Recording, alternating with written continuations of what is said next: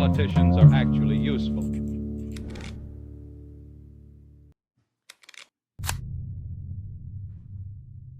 And I call on the Cabinet Secretary, Rosanna Cayo. Thank you, Presiding Officer. I'd like to begin by thanking the Environment, Climate Change and Land Reform Committee for its Stage 1 report. I'm pleased that the committee supports the general principles of the bill and recognises that this both maintains Scotland's place among those at the forefront of global ambition on climate change and makes target setting more transparent and accountable. And these are exactly the reasons why we brought this bill in the first place. I intend to summarise both the Scottish Government's view of the bill and set out our response to the Lead Committee's recommendations. I'll focus on three main areas. Firstly, Scotland's headline target and the upcoming advice from the Committee on Climate Change. Secondly, the importance of transparency and rigour for the framework within which these targets are being set. And thirdly, the vital question of how the on-the-ground measures used to deliver on these targets should be agreed. The Scottish Government has been absolutely clear as to achieving its long-term goal of net zero emissions as soon as possible. Throughout the bill process, we have also been consistent in our intention to set a target date for this in law as soon as it can be done credibly and responsibly. The bill includes the most ambitious statutory emissions reduction targets of any country in the world for 2020, 2030 and 2040. It will mean Scotland is carbon neutral by 2050. These targets follow the CCC's 2017 advice on the highest ambition Scottish response to the Paris Agreement that remains within the limit of feasibility. The committee has acknowledged the world-leading nature of the bill targets in its Stage 1 report, and so too have a number of leading international figures, including Laurent Fabius, architect of the Paris Agreement, who has described the bill as a concrete application of the agreement. The bill clearly delivers on the Scottish Government's commitment to always strive for the most ambitious, credible climate targets. However, I also recognise that the evidence continues to evolve at a rapid pace. In particular, the special report published by the IPCC last October represents a very significant step forward in the scientific evidence underpinning the Paris Agreement. And I'm delighted that the IPCC lead authors are themselves in Edinburgh this week for a major scientific meeting as part of their preparations for their next assessment review. Responding quickly to the IPCC's report, the Scottish Government joined the Welsh and UK governments in jointly commissioning further independent expert advice on targets from the CCC. And that advice is scheduled to be published on the 2nd of May. If the CCC advise that higher targets for Scotland are now credible, the Scottish Government will act quickly in line with this advice. For emphasis on this important point, if in its advice in May, the committee advised that a date for net zero emissions of all greenhouse gases can now credibly be set, we will act to amend the bill to this effect at Stage 2. The Scottish Government recognises the urgency of the call to action on climate change. This call has been set out through the science of the IPCC and is now being expressed very eloquently to us by our young people, and I believe there might be some of those very young people here watching the proceedings this afternoon. The devastating flooding we are currently seeing in Malawi is also making painfully clear what is at stake for communities around the world. All too often, it is those who have done the least to contribute to climate change who are hit hardest by it.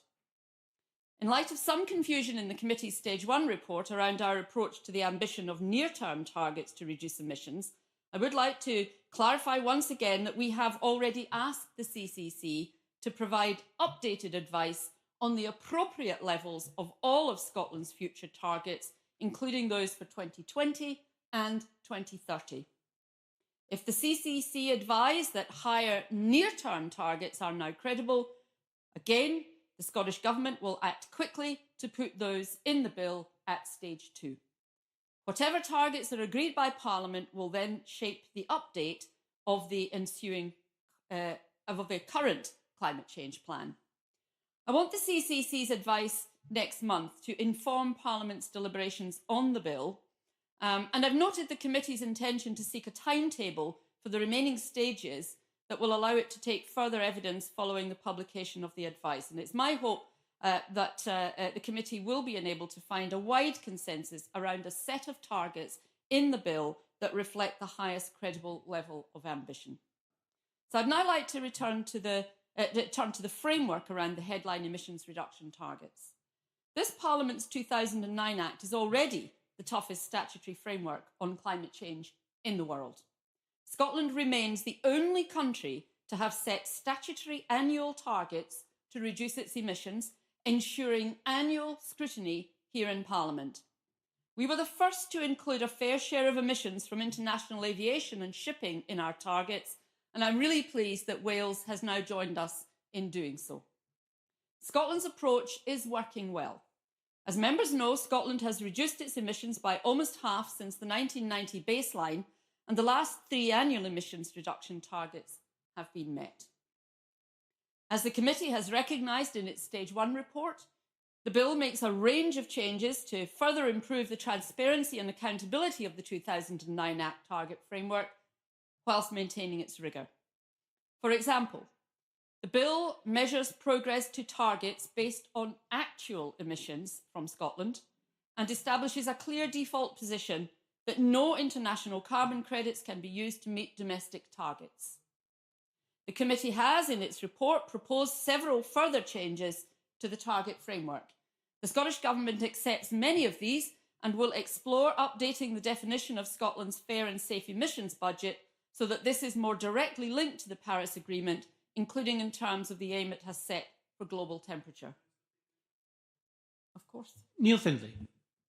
Thank the Minister for taking an intervention. Just for clarity, could the Minister confirm whether the Scottish Government has completely abandoned its plans to cut air passenger duty or eradicate it altogether?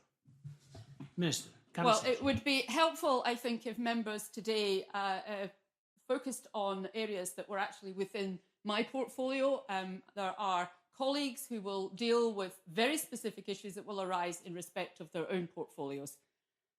These changes, combined with those already in the bill, will ensure that Scotland continues to have the most rigorous, transparent and accountable framework of climate change legislation anywhere in the world.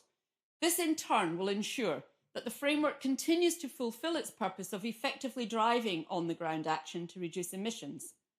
The Scottish Government recognises that highly ambitious climate change targets have to be matched by an equally ambitious package of delivery measures if they are to be credible and meaningful. The approach established by this Parliament's 2009 Act is for ambitious evidence-based targets to be set in legislation and then for governments to bring forward regular comprehensive climate change plans setting out how these targets will be met, with a key role for Parliament in scrutinising these plans. And I've noted the view set out by the committee that it might have preferred to see specific delivery measures and targets included on the face of the present bill.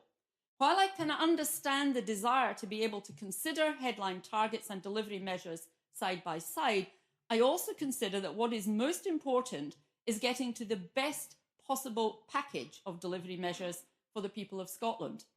The Scottish Government remains of the view that the current approach remains the best way to achieve this outcome.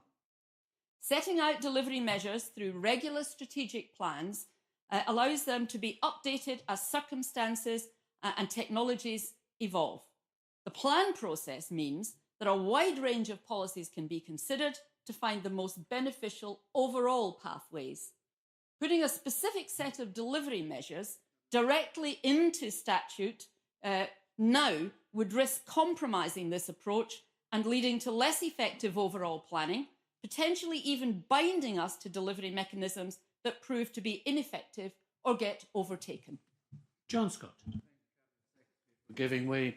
Cabinet Secretary, would you concede that the bill is strong in ambition, but rather weak on short and costed solutions?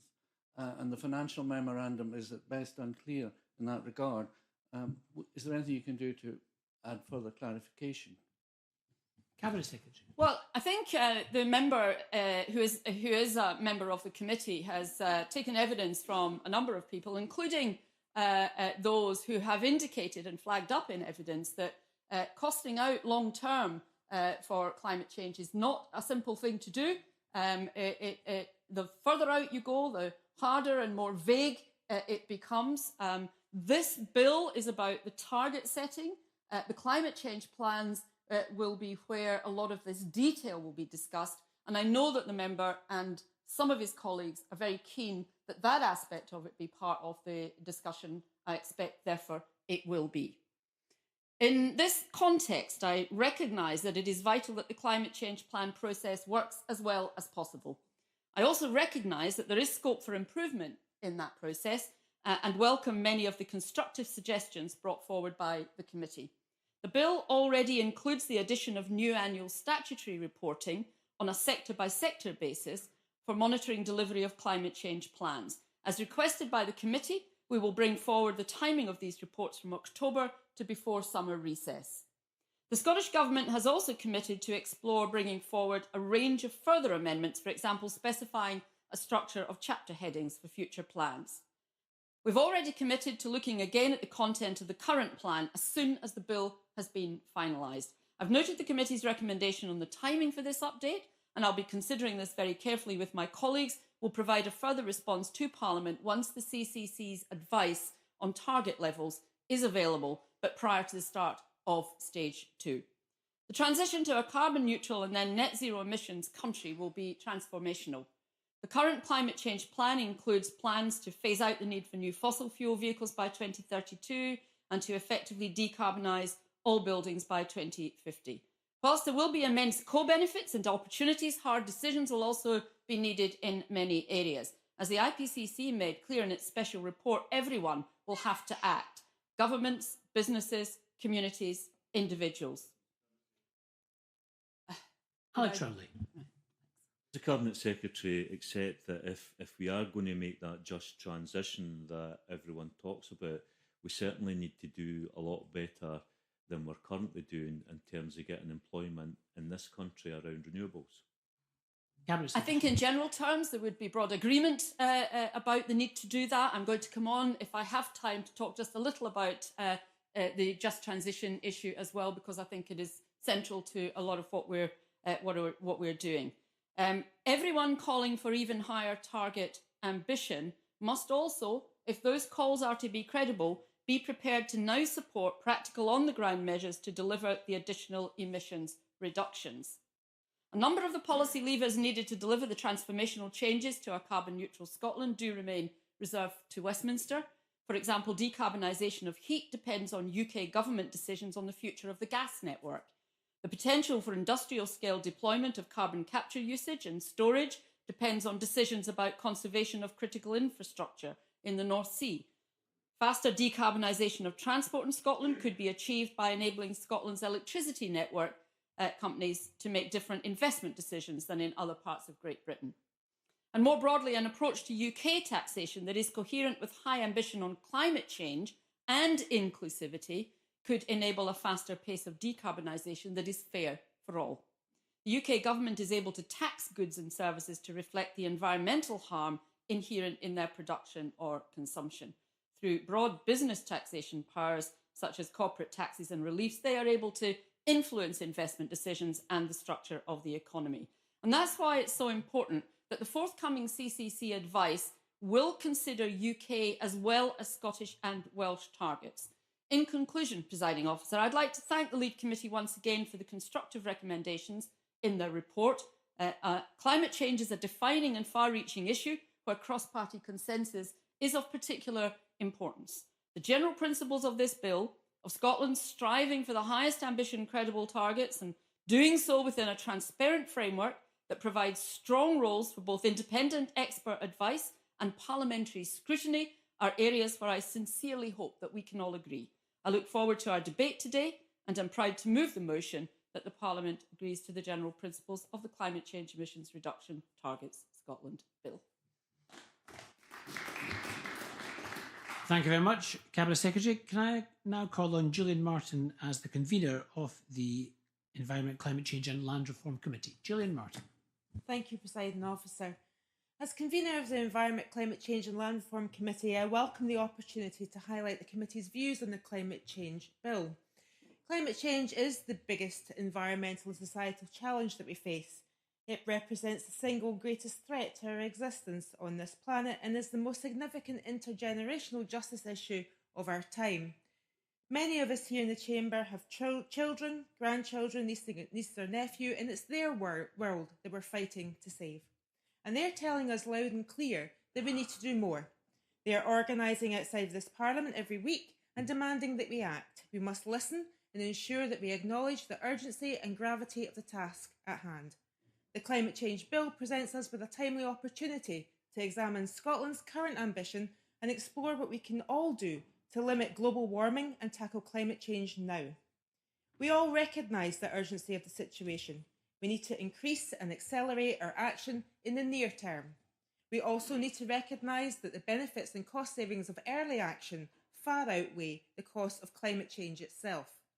Increasing our climate change ambitions offers clear potential for innovation, jobs, the economy, the environment, and for the well-being of the people of Scotland and beyond. We want to see Scotland at the forefront in exploring, developing and investing in these opportunities and in the technology that will help us reach our emissions targets.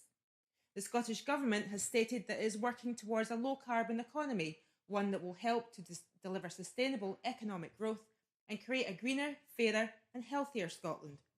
We believe that this bill represents a significant step in the right direction, strengthening Scotland's existing climate change legislation and setting Scotland on the path to achieving the ambitious targets set out in the Paris Agreement. The bill sets a target of 90% reduction in all greenhouse gases by 2050 and allows for the target of 100% reduction in greenhouse gas emissions from the baseline, known as net zero, to be created at a future date. It also introduces more challenging interim targets, including a 66% drop in greenhouse gas emissions by 2030, with a 78% decrease envisaged by 2040.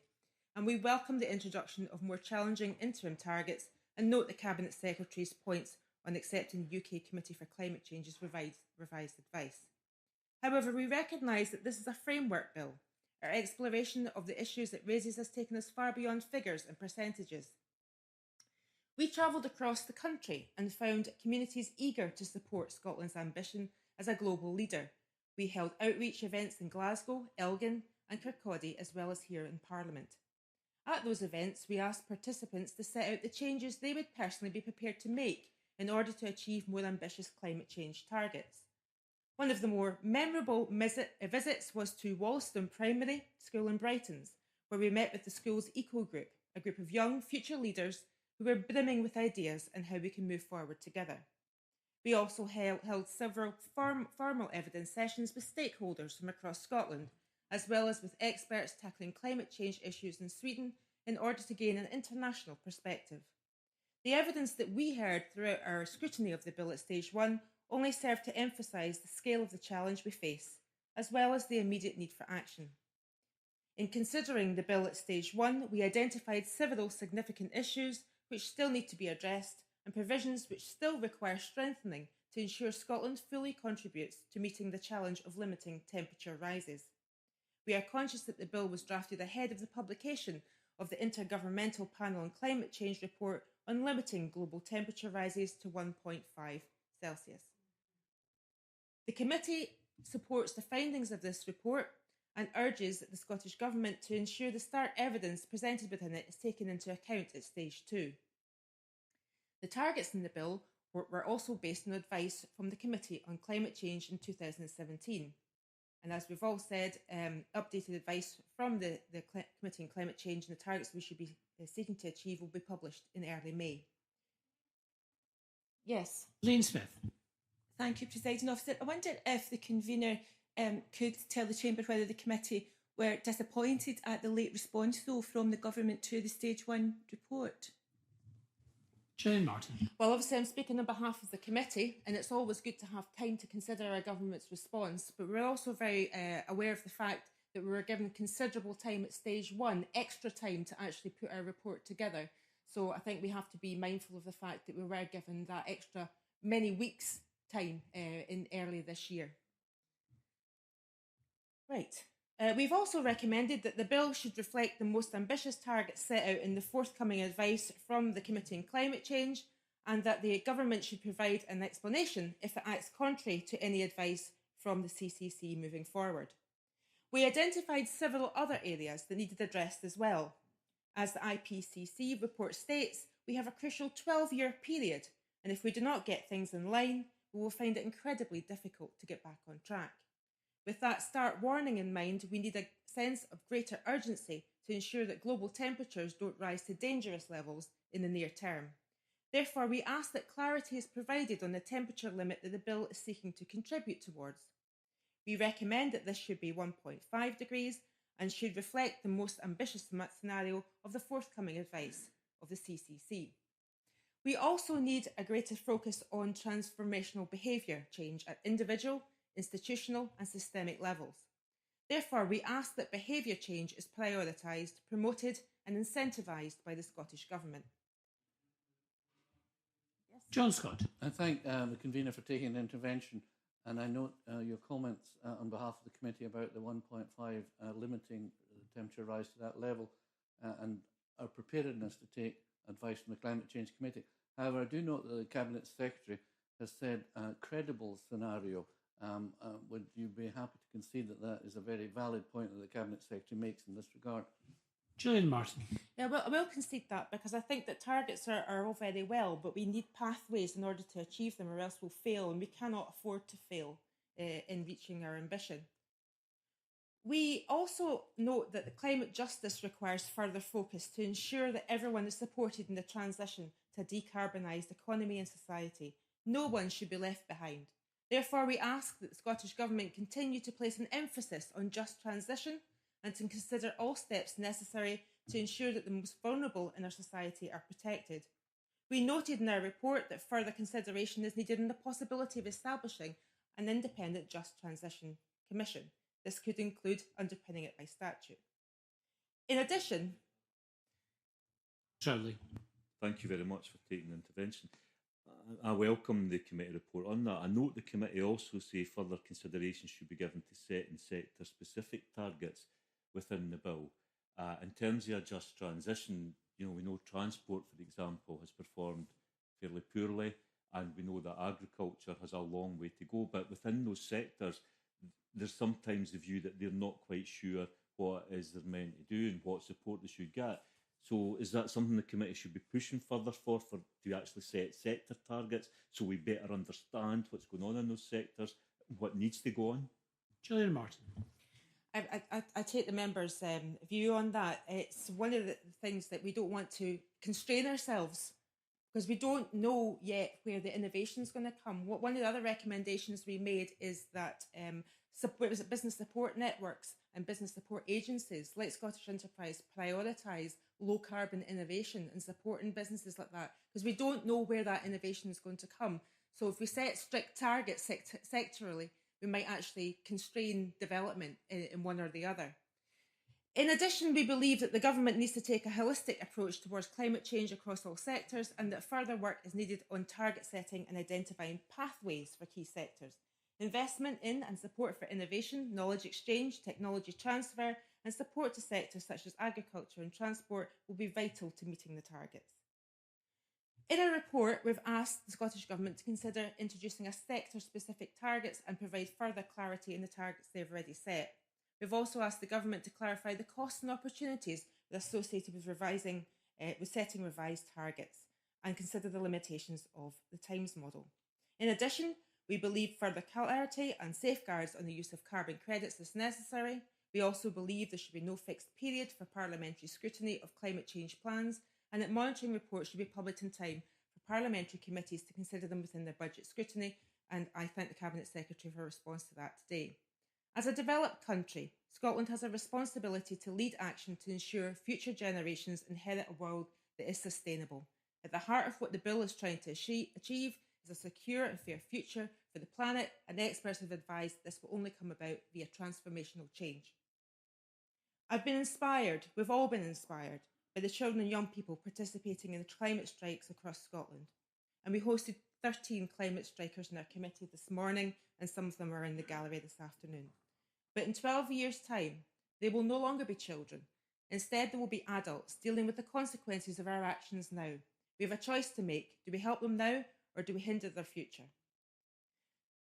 We want to see greater urgency and action across all parts of government.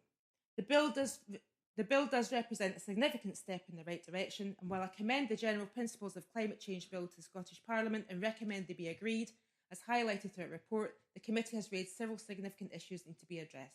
The committee therefore invites the Scottish Government to address these issues at stage 2. Presiding Officer.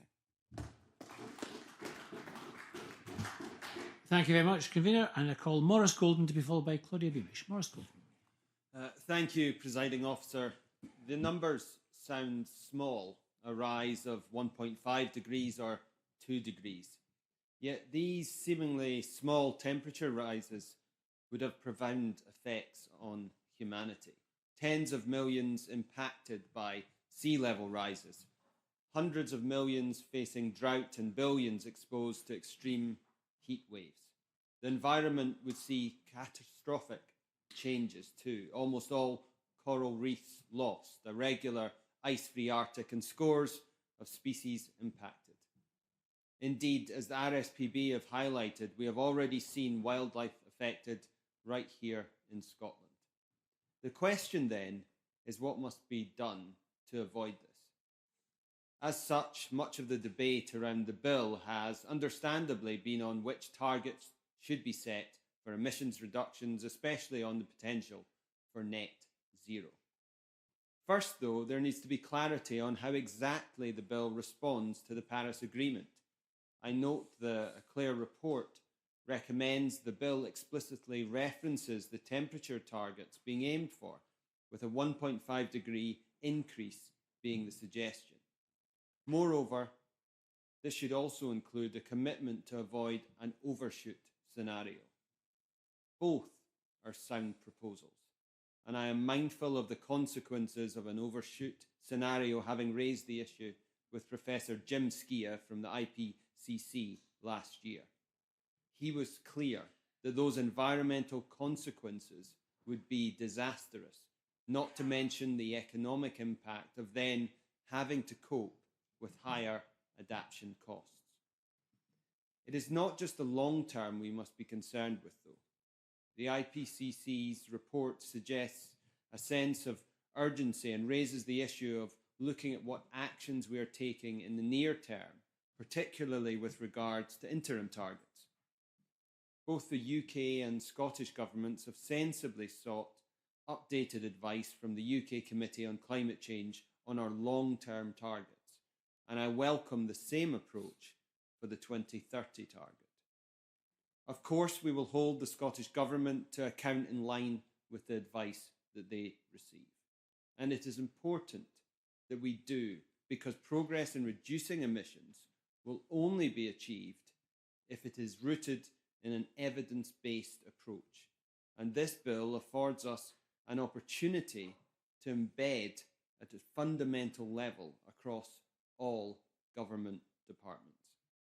I am pleased to see the Clare Committee take a similar view with regards to monitoring and reporting, echoing the case I have consistently made for climate change thinking to be factored into every portfolio.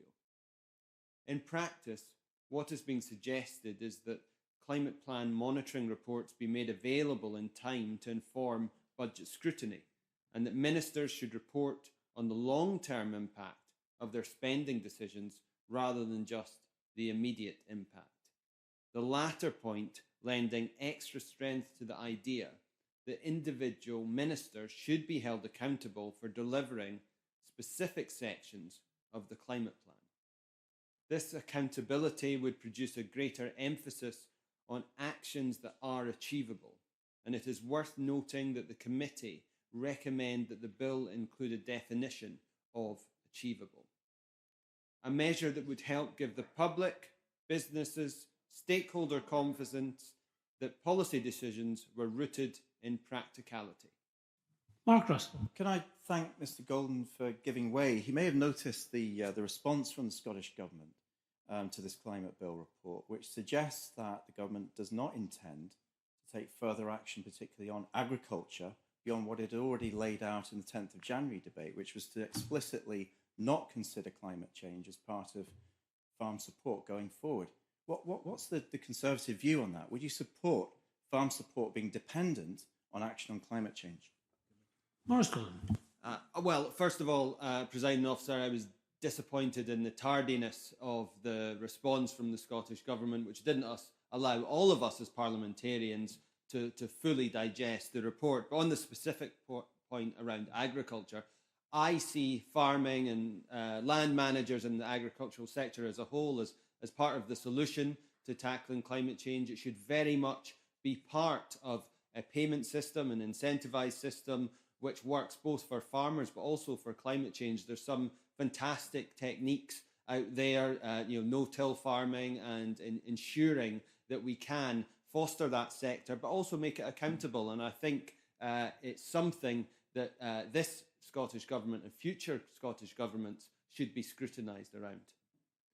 And I also think that there's something that must be done is more closely monitoring when the CCC releases its updated advice on reaching net zero. The Cabinet Secretary has already confirmed that she will adopt any technically feasible pathway, and that will ultimately result in consideration of sectors beyond those that we have already seen significant emission reductions. So, for example, the 49% overall emissions reductions we have seen are largely fueled by a 69% emissions cut in the energy sector and a 73% cut in the waste sector. Those are welcome achievements and resulting from a combination of public, private and third sector actions, as well as favourable policy landscapes from both the UK and Scottish governments. However, that success so far masks a lack of progress in other areas, such as the housing sector, where emissions are only down 21%, or transport, where they are down just 3%. So too, success must not breed complacency. The latest waste figures show that the recycling rate down, while both volume of waste and the amount of incineration is up. Clearly, there is need for further action, but action that is based on evidence. Action that is informed by relevant voices, and action that has at its heart the principle of just transition. Consider agriculture. The NFUS is broadly supportive of the current strategy and is willing to engage on further measures. For them, progress, as I've already highlighted, is more a question of resources and recognition of the nature of the sector rather than just stretching targets.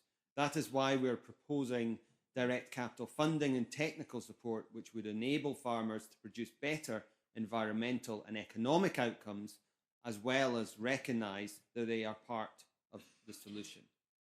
That same principle applies to other businesses. They must feel they can contribute, and they must have the confidence in changes we ask them to make. Yet in a recent WWF survey, they found that just 1 in 6 small businesses felt they had the right direction from the Scottish Government about their role in climate change. That should be a wake-up call to make better business cases for actions on climate breakdown. When businesses are invested in this process, the results can be extremely impressive. For example, the Scottish Leather Group in Renfrewshire has developed a world-leading low-carbon leather production technology that reduces the carbon footprint from 10 kilograms of carbon per metre squared to less than 1.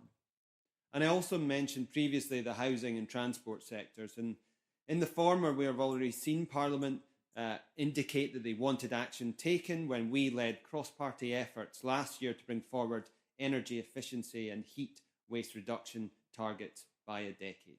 In transport, targets have been set to phase out petrol and diesel cars and reduce sectoral emissions by 37%, both by 2032. This ambition is laudable, but with just 1% of Scotland's 2.9 million cars currently being electric, then there is a question over the level of detail and the feasibility of this. Perhaps a way to kickstart this progress would be, as the Scottish Conservatives have highlighted, to see that public procurement of all electric vehicles were possible by 2027. In sector after sector, Presiding Officer, there is a need to go further. And I understand calls to commit a maximum reductions as quickly as possible. And that's why I welcome the opportunity to explore these issues in as much detail as possible as the bill progresses through Parliament. Thank you very much. And I now call on Claudia Beamish to be followed by Mark Ruskell. Claudia Beamish. Thank you, Presiding Officer, and I'm proud today to open for Scottish Labour at stage 1 of the Climate Change Bill, the first parliamentary debate of a bill that holds monumental significance for the future of our country, our global standing in the world, and the joint battle against man-made climate change. I'm also pleased to support the Eclair Committee recommendations at stage 1 in our report. Of course, this is stage 1 of the bill in name, but I must recognise the tireless work that has already been undertaken to get us to this point. I want to thank the clerks and all stakeholders for their briefings and support, and indeed to those who were out at the demonstration today to focus our minds, and those who gave compelling evidence to the committee, and the school students, some of whom are in the gallery today, who have made sure this Parliament really sits up and listens. It was fantastic to meet young climate activists this morning at committee. Young climate activists are clear that they did not create the climate emergency, yet it is they who would experience the drastic effects of adult slow action or inaction across the globe and here in Scotland.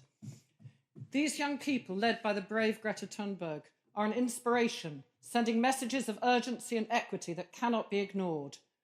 It is very welcome that the Eclair Committee have produced a pretty strong and consensual statement of action on climate change. We can proudly say that despite some differences of pace along party lines in various ways beyond the committee, there is cross-party agreement for our unanimous Stage 1 report. To make explicit reference to the temperature that targets are seeking to achieve, the committee recommends this should be 1.5 degrees Celsius. The committee accepts that net zero target is a clearer message to understand than 90 degrees. And the committee has asked that we reflect on the possibility of establishing a Just Transition Commission with statutory underpinning, and to place priority on intergenerational justice and to work on how Scotland should account for its fair share globally. Scottish Labour welcomes the committee report and considered the Scottish Government's report with interest, frankly, as best we could, in only 24 hours. I think that point's been made by some other committee members. We welcome the committee and government agreement in striving for greater transparency, improvements to the Times model output, and a more comprehensive link between the international Paris agreements and national targets with, I quote from Scottish Government, a fair and safe emissions budget. One of the most important recommendations is the committee statement that a net zero emissions target, and I quote, would send a strong signal emphasising the need for significant change. This is absolutely correct. And while it's disappointing the Scottish Government still does not consider itself able to make that commitment without the approval of the UK CCC, I look forward to this advice and the Scottish Government's response. Scottish Labour strongly refutes the Government's assertion to our recommendation 272 that Scotland's relatively smaller size is relevant to its climate ambition. We may be small, but our capacity for innovation knows no bounds, and our historic industrial emissions must be accounted for and responsibility taken. We must be inspirational climate change action leaders. The Scottish Government's openness to a statutory Just Transition Commission is also welcome, following on from their support for my amendment calling for further consideration of this. While we are in the process of transitioning to a net zero economy and society, we will need proper guidance and advice from industry experts, environment experts, and in trade unions to a fair and rapid way forward. And we must be rigorous about testing for injustice when delivering these targets. The Scottish Government is clearly still unshifting in its intention for the scope of the bill and insists this must remain narrow, and I'm not convinced this is the best approach. However, it is very positive to have the Scottish Government commitment to look again at the current climate change plan set up till 2032 once the bill has been finalised. Updating policy intentions in line with stricter targets will be vital to ensure there is no delay in action. Additionally, in considering the delivery of these targets, it's promising that the Scottish Government will explore commissioning further work in assessing the current low-carbon investment landscape, particularly in relation to the Scottish National Investment Bank. The debate around how best to tackle each sector is interesting, and I urge the Scottish Government to commit to requiring all Shadow Cabinet Secretaries and Ministers to account for their portfolio, embedding climate change into everyone's work. Sectors like agriculture and transport, as we've heard already, need to speed up the rate at which their emissions are falling, and this will take support, direction from government, and indeed robust policies. This bill could be the place for a firmer requirement on the Scottish Government to set out its decisions on contributing to meeting targets itself. There is much to be proud of in this report and the response from the Cabinet Secretary, but there is still much further to go. We are following in the footsteps set out in the 2009 Act of collaboration and agreement, but a driving ambition to set targets that will make real differences to the lives of affected workers and communities here in Scotland, those in the global south who will be hit the hardest, and to the lives of the young people of today and tomorrow. We are indeed facing a national environment and climate emergency, and this is a declaration Scottish Labour and UK Labour can both make. Scottish Labour supports the Eclair Committee's Stage 1 report as strong ground to move forward from, and I welcome the report and the debate today. Thank you. Thank you very much, Ms Beamish. I call on Mark Ruskell to open for the Greens. Please, 6 minutes, Mr Ruskell. Thank you, Presiding Officer, and can I also welcome the Stage 1 debate and the opportunity to step up our climate laws to the monumental challenge of keeping the world below 1.5 degrees of global warming. At times, this wasn't an easy report to find consensus on, and some of the harder questions have been pushed to the Climate Change Committee to answer, but it does now allow us to move on to Stage 2, where there'll be clear choices to strengthen this legislation. Now, the 2009 Climate Act may be world-leading in terms of its annual targets, but it lacks a world-leading net zero target and a far-reaching 2030 goal to secure the future. We need this climate bill to deliver the changes that are necessary. These changes mean looking unpleasant truths in the eye and turning them into opportunities. It's about government setting out clear goals for transition with time to plan and bring the jobs of the future into reality today. It means acting as New Zealand has done, to plan ahead to the next generation beyond oil and gas, and for a net zero farming sector.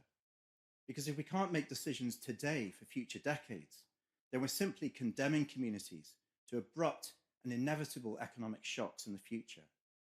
So to avoid that, the Just Transition Commission needs to be underpinned in this bill, with a remit to speak truth to power and guide us through the complex challenges and the opportunities ahead. The business of transition needs more than just a chapter in the climate change plan. It must be central to the purpose of government, where innovation and productivity should only grow in a low-carbon way from now on. And it's not good enough to point to examples of where enterprise agencies are steering low-carbon work. This mission needs to run right through the core of all government business. No policy contradictions, all effort in the same direction. The same must also go for government spending decisions, and I do welcome that the government wishes to discuss further how the budget process could be strengthened through this bill, building on the commitments secured through last year's budget deal with the Greens. Now, one of the few clear positives that I took from last week's debate on climate change was that there is a consensus in this chamber that we must keep temperatures below 1.5 degrees. That is the only credible response. And this needs to now be reflected in this bill at Stage 2. We're simply either on the right side of history here or we're not. Going over 1.5 degrees will mean death for millions, droughts, floods, heat waves leading to mass climate migration, development in the global south going into reverse, collapsing economies, war over resources we take for granted such as water. We have to give people in the south room to breathe on this tiny planet.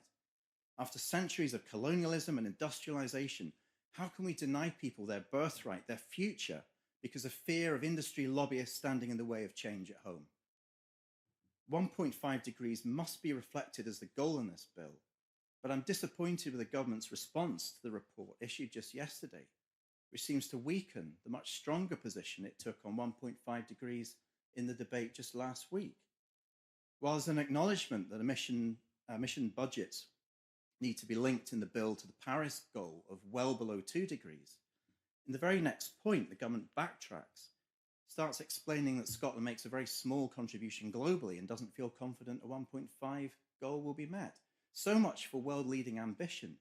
Maybe the person who wrote that needs to talk to the person who wrote last week's government amendment to the debate. If the UK Climate Change Committee was not asked about how to avoid the overshoot scenario, where the planet heats beyond 1.5 degrees, kills millions of people, then the Cabinet Secretary should avoid any further confusion and make sure that she has that advice too. It's clear that an acceleration of action is desperately needed in the next decade, rather than the current trajectory, which will cost lives. Take land use.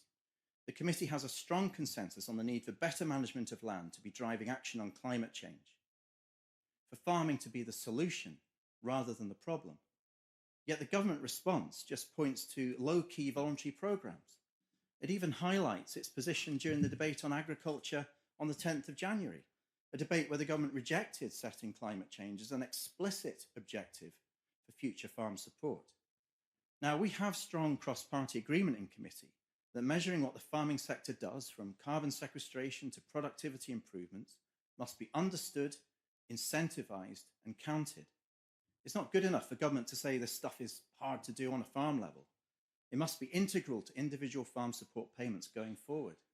We heard again in committee this morning, direct from the IPCC scientists themselves, that New Zealand and Ireland are ahead of the game in terms of farm inventory accounting. It's time that we caught up. We're running out of time. Presiding officer, after last week's debate on climate change, I really started to question whether this Parliament is currently fit for dealing with the biggest existential crisis facing humanity. Clearly, there are a growing number of people, especially young people outside of this Parliament, who are making up their minds on that question right now. But this is our opportunity here to restore faith, to show that politicians can reject short-termism, that we can look to a future beyond our own political careers, to do the right and the necessary thing, to correct the errors of what has come before us, so we can give the gift of the future to all those who will come after us. Thank you very much, Mr Ruskell. And I call on Liam MacArthur to open for Liberal Democrats. Mr MacArthur, please. Thank you very much, Deputy Presiding Officer. It's customary to start by thanking the committee for its work on the Stage 1 report, but given, I think, the magnitude of the issue and indeed the complexity of the bill, thanks seems somewhat inadequate. Nevertheless, I congratulate Gillian Martin and her colleagues, not least in reaching unanimity, while also acknowledging the contribution from all those who gave evidence to the committee and indeed provide helpful briefing for today's proceedings. After last week's dummy run, this afternoon has given Parliament an opportunity to flesh out where we should be setting our sights, matching the gravity and urgency of the challenge with the ambition necessary to avert the catastrophic consequences of climate change. Whatever our disagreements over the detail, and there will be some, I hope and believe we're more likely to be successful in this if Parliament ultimately comes to a united and unified view by the end of Stage 3. Scottish Liberal Democrats are proud of the part we've played to date in framing ambitious legislation and policy, and we remain committed to doing so again with respect to this bill and related strategies. But we shouldn't be under any illusions. The easy wins, the low-hanging fruit have largely been grabbed. What comes next will require greater effort, more difficult choices and increased resources. Unfortunately, at this point, the government's climate change bill falls short of meeting that challenge, as Skiaf and others have pointed out. Despite what the Cabinet Secretary said, it fails to enshrine the Paris Agreement. Explicitly aligning the bill with the 1.5 degree global temperature goal would be one way of moving us in the right direction. I certainly echo the sentiments of the Eclair Committee in that regard.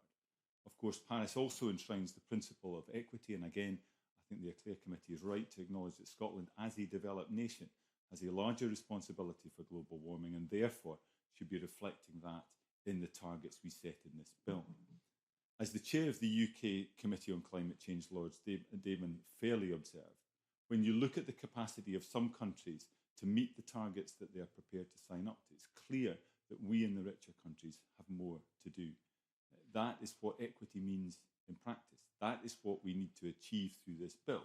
And that is what those in the global south who've contributed least to the creation of climate change but are already enduring the worst impacts have a right to expect. It's also why the targets we set need to be as ambitious as possible. I still believe net zero greenhouse gas emissions by 2050 is stretching but feasible.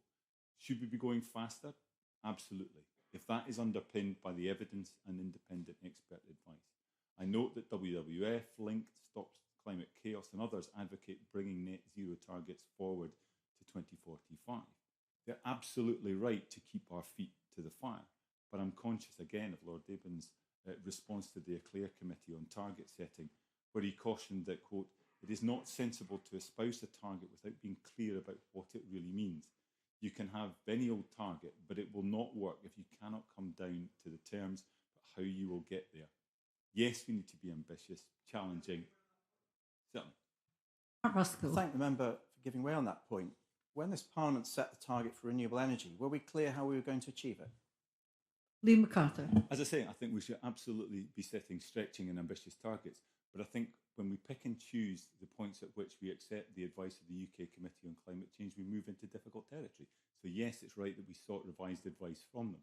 But nevertheless, I think distancing ourselves from that advice leaves us in a position where substantiating and justifying the approach that we're taking becomes more problematic. Of course, the public also expect us to face up to the urgency of the threat posed by climate change and not simply to postpone the hard decisions. And that's why I have considerable sympathy with calls for an emissions reduction target of 80% by 2030. Again, this needs to be aligned with the advice of the UK CCC, but the view of the IPCC that rapid, far-reaching and unprecedented changes in all aspects of society will be needed over the next 12 years cannot be ignored. This is also the clear message from young people. Last week, I too highlighted the local dimension to the Climate Strike campaign.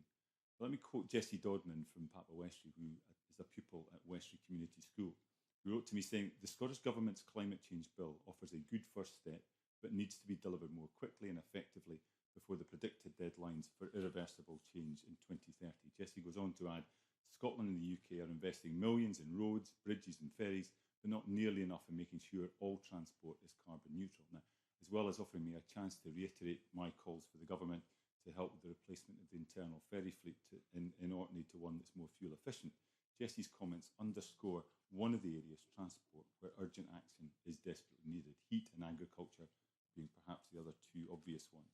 In identifying how we achieve the emissions reductions we need to see, it's worth bearing in mind that while advances in technology will undoubtedly help, we can't innovate our way out of the problem that behavioural changes will be necessary.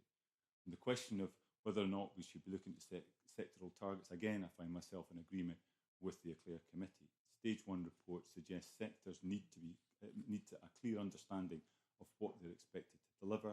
Adding sectoral disaggregation of targets is required, and as our understanding of what is necessary in each sector develops, a move to sector-specific targets may be appropriate. That is just, I think, one of the roles for the Just Transition Commission, and again, another reason for putting it on a statutory footing.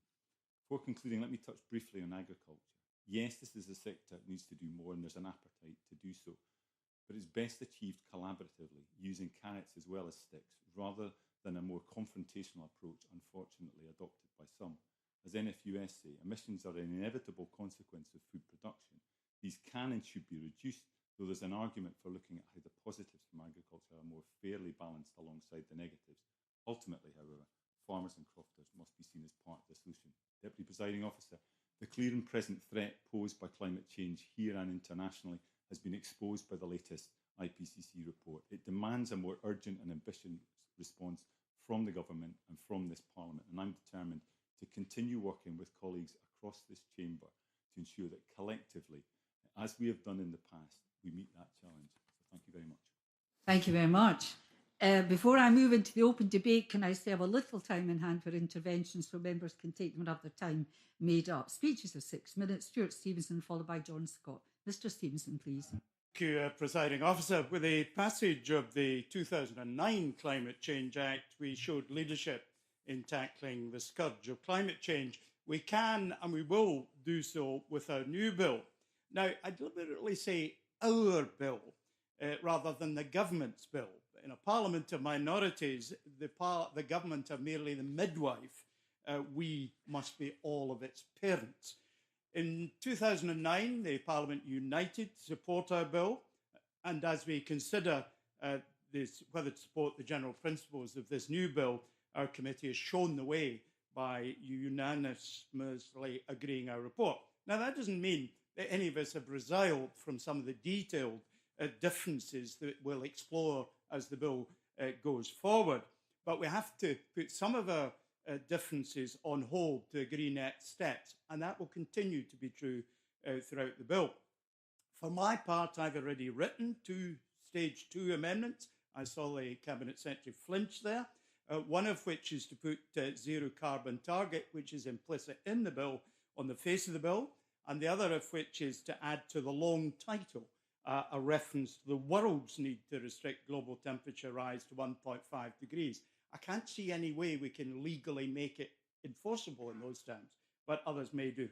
It's vital, of course, that we continue to challenge each other and ourselves on every proposal, including the ones I've just described.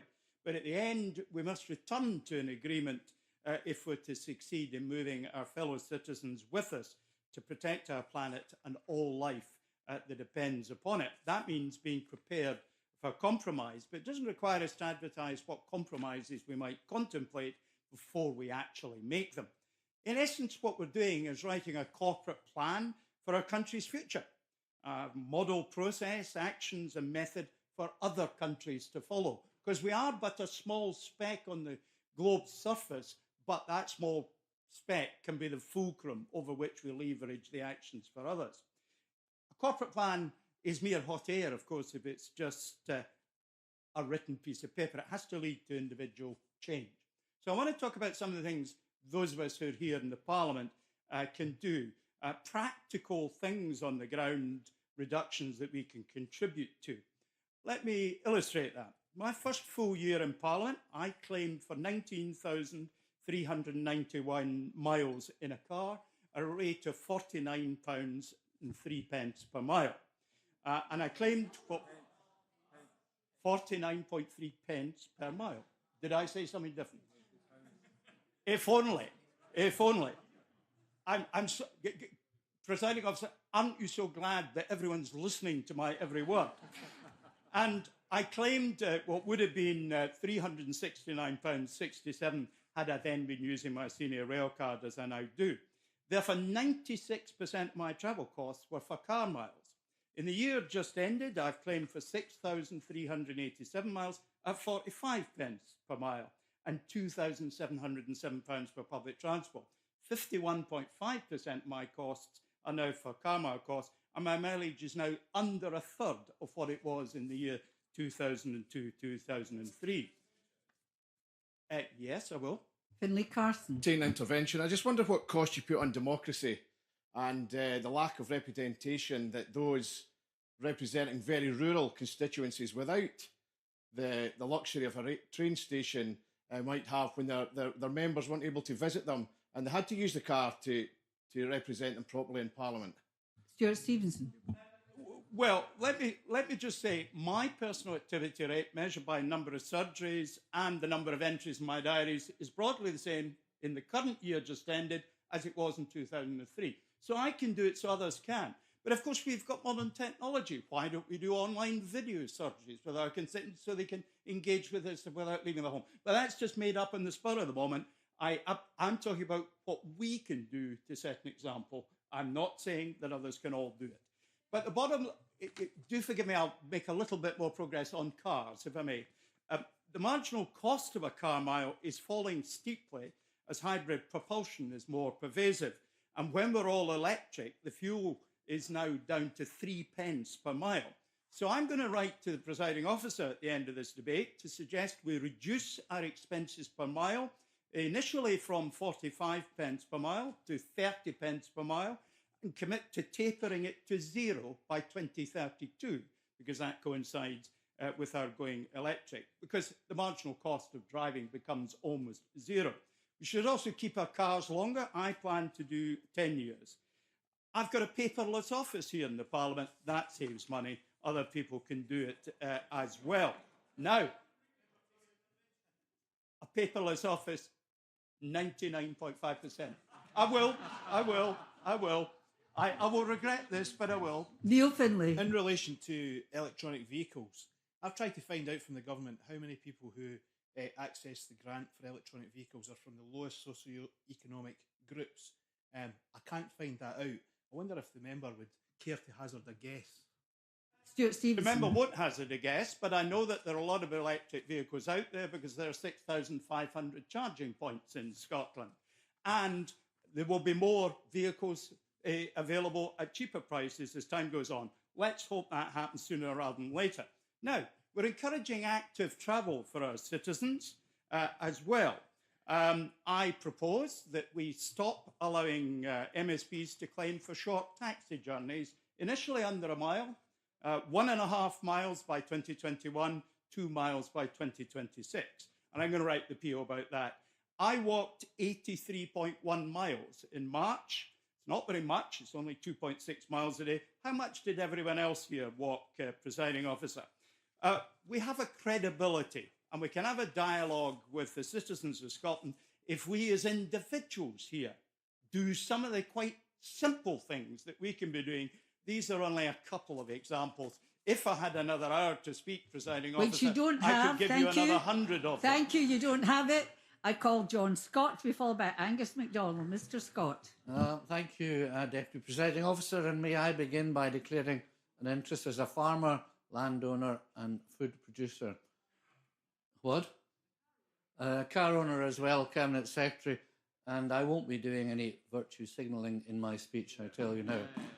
However, may I also welcome the opportunity to speak in the Stage 1 debate and thank to all those who have given evidence in whatever form to the committee, and to thank our clerks as well, and thank the wider public and our young people for their active engagement in this process.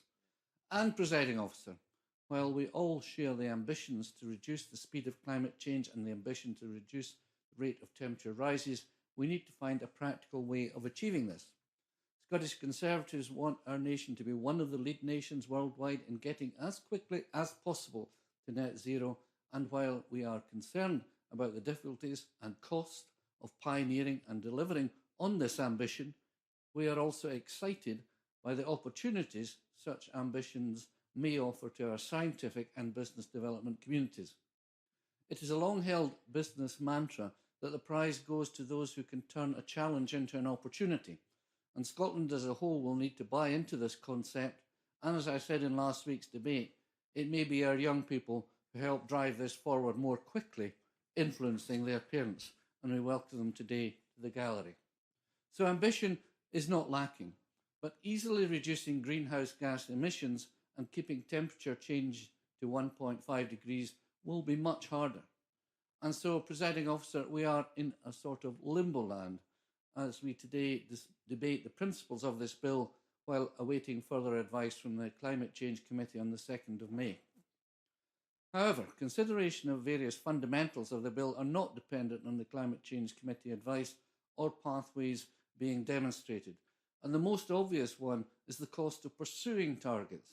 And Parliament and the people of Scotland need a better understanding of what is going to be expected of them and the cost to them, as the financial memorandum for this bill is at best unclear on this.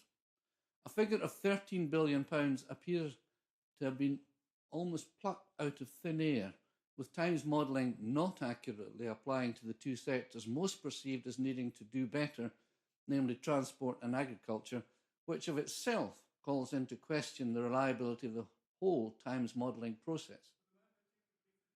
Brief. Stuart Stevenson. Does the member, like I do, regret the fact that there isn't a cost of the cost of doing nothing, which I think it's generally accepted will far exceed the cost of doing something? John Scott. Mr. Stevenson, but by and large I accept what you say. The accounting methods and the models used to arrive at this figure and other figures as high as £55 billion were not clearly explained to the committee and left us all at best confused. And if the government cannot easily explain the likely cost burdens to committee members willing and endeavouring to understand, how will it get this message over to the taxpayers and the business people who are going to have to fund these costs? And while the government response of yesterday acknowledges these concerns, it does little to address them, noting as it does that the bill is about raising ambitions but not about delivering costed solutions. Another cost that won't change no matter what the Climate Change Committee says is the physical and mental health cost of expected and required behavioural change. The lifestyle changes that the Scottish Government and we as a Parliament are apparently expecting the people of Scotland to undertake will leave many individuals and businesses feeling threatened and financially pressured, and the Scottish Government will have to be very careful about how it is perceived as it presses for modal shift, that is to say moving people out of their cars into electric vehicles, onto trams, into buses, onto bicycles, or just onto pavements, as more of us are expected to walk to work. Turning now to the agricultural sector, lifestyle and business model changes will undoubtedly be required for the increasing delivery of public goods that this bill and environmental NGOs are demanding. And a welcome start to this progress would be a more realistic appreciation, understanding and measurement of the contribution land managers and farmers already make to climate change reduction if measured in a more holistic way. And Mark Ruskell has already alluded to this. Not everyone will know or think reasonable that a farmer planting trees on his land or allowing renewable energy projects such as wind farms or hydroelectric schemes onto his land or peatland restoration schemes, that farmer receives no credit in terms of carbon reduction for doing so, or indeed, and more importantly in this context, that the agricultural sector receives no credit for this type of land use on agricultural land. So while measurement of these climate change reducing industries are driven by IPC standards, a parallel and more realistic way of measuring the benefits of different types of whole farm land use, particularly here in Scotland, is required. So I welcome the government's acknowledgement of this in their response and their offer to work further with the committee on this. And I suggest the Scottish Government look to New Zealand and Ireland for good examples of how this should be done. Turning very briefly, to housing, I support Maurice Golden's view that we need EPC rating by 2030 and earnestly encourage the Scottish Government to work harder to deliver this. And the report again suggests that ambition is only for others in this regard, but not for the Scottish Government about improving housing. So, Presiding Officer, we await the further evidence of the Climate Change Committee on May the 2nd and hope that if they expect still greater effort from the people of Scotland to reduce the threat from climate change, they will also explain and demonstrate the credible pathways to doing so and the likely costs involved. Thank you. Thank you. Call Angus MacDonald to be followed by Lane Smith. Mr MacDonald, please. Thank you, Presiding Officer. I don't think it's overdramatic to say the possibility of a climate catastrophe is the biggest global issue of our time, and we should never tire of saying it until it's well and truly planted in the minds of every citizen in this country and beyond. 6 months ago, we all got a wake-up call when the IPCC warned the world that rapid, far-reaching and unprecedented changes were needed if the climate crisis was to be tackled effectively. So I'm pleased to see the Scottish Government hosting nearly 200 climate scientists meeting at the John McIntyre Conference Centre in Edinburgh this week at the third working group of the IPCC, looking at ways to equip governments with the information they need to act now, keeping in mind keeping in mind the goals of the Paris Agreement and national ambitions to achieve net zero emissions. And their final report, which is due for publication in 2021, will provide governments with scientific information to underpin responses to climate change in the context of sustainable development.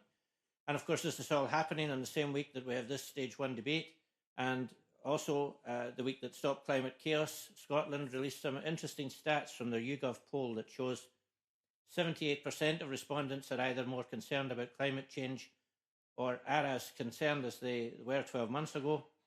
1 in 3 are more concerned about climate change now than they were 1 year ago, and 70% of respondents support Scotland taking greater action in transport, food and homes to tackle climate change. So it's encouraging to see this new polling highlighting that people in Scotland are getting the message and recognising the seriousness of the situation and want more action to reduce greenhouse gas emissions. And of course, as the convener has mentioned, we had the benefit this morning of meeting with young climate change protesters at an informal meeting of our Eclair Committee.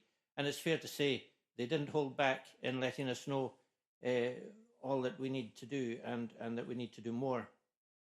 There's no doubt in my mind that the recent climate strikes have acted as a catalyst to show there's not only justification, but also an appetite for urgent and more ambitious action from governments across the world, not just here in Northern Europe.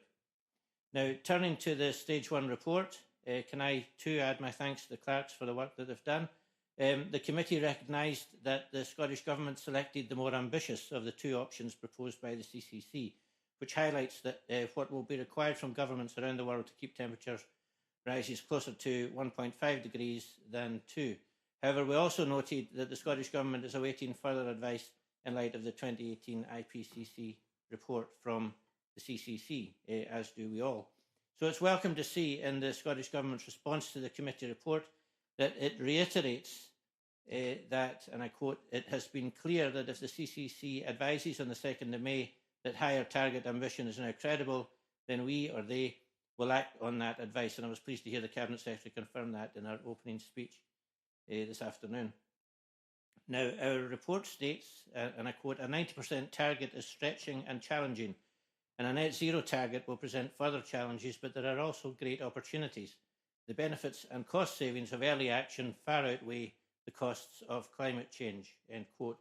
However, we have to bear in mind that setting targets that are too high too soon could have a detrimental impact on the economic growth of Scotland. Striving for the most ambitious targets possible, based on the best available advice, is admirable, but it mustn't compromise the well-being of the people of Scotland, which brings me to farming. I'm grateful to the NFUS for the briefing in advance of this debate, which recognises climate change as a critically important issue for Scottish farming, and also the WWF briefing, which highlights their report with vivid economics, which provides a pathway for agriculture to reduce emissions by around 35% whilst maintaining current production levels. Now, there's no doubt farmers and crofters will have an important role to play in helping tackle the climate change challenge, and it's important that agriculture is seen as being part of the solution, not part of the problem, as some other members have already stated this afternoon. And it has to be noted that reducing emissions from farming beyond those which can be achieved through efficiency and technology would mean reducing the amount of food produced in Scotland and importing from abroad, which may result in a reduction in emissions in Scotland, but would result in increased emissions elsewhere. Now, several witnesses, when giving evidence to our committee, spoke of the potential disproportionate impact a badly managed transition could have in rural areas and on those working in the agricultural industry. And I'm sure none of us in this chamber want to see land abandonment in the lowlands or the Highlands and Islands, which could be an outcome if we're not careful.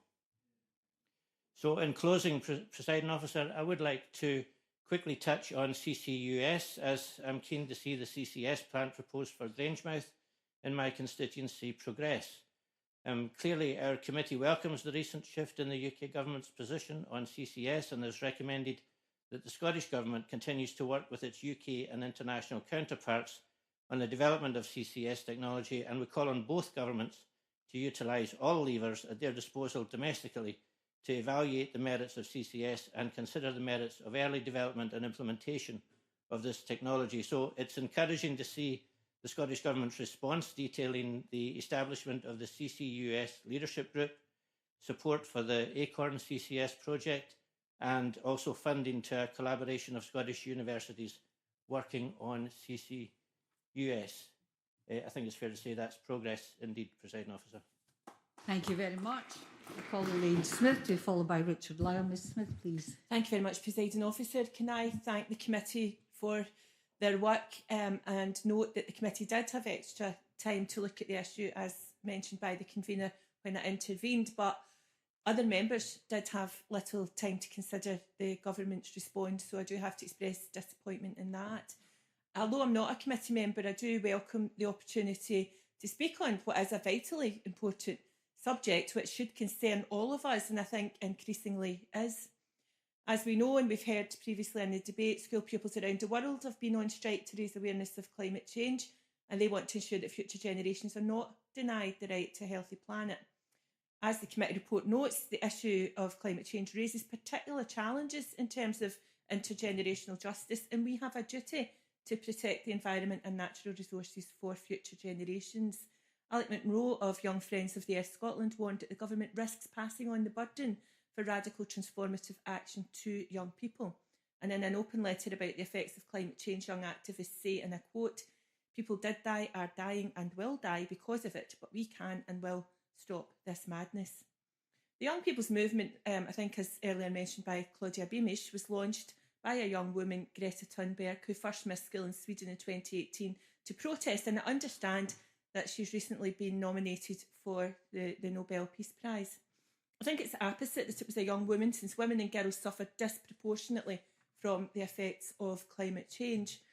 Producing and gathering food, collecting water, finding fuel for heating and cooking is often the responsibility of women, and climate change is making these life-supporting tasks much more difficult.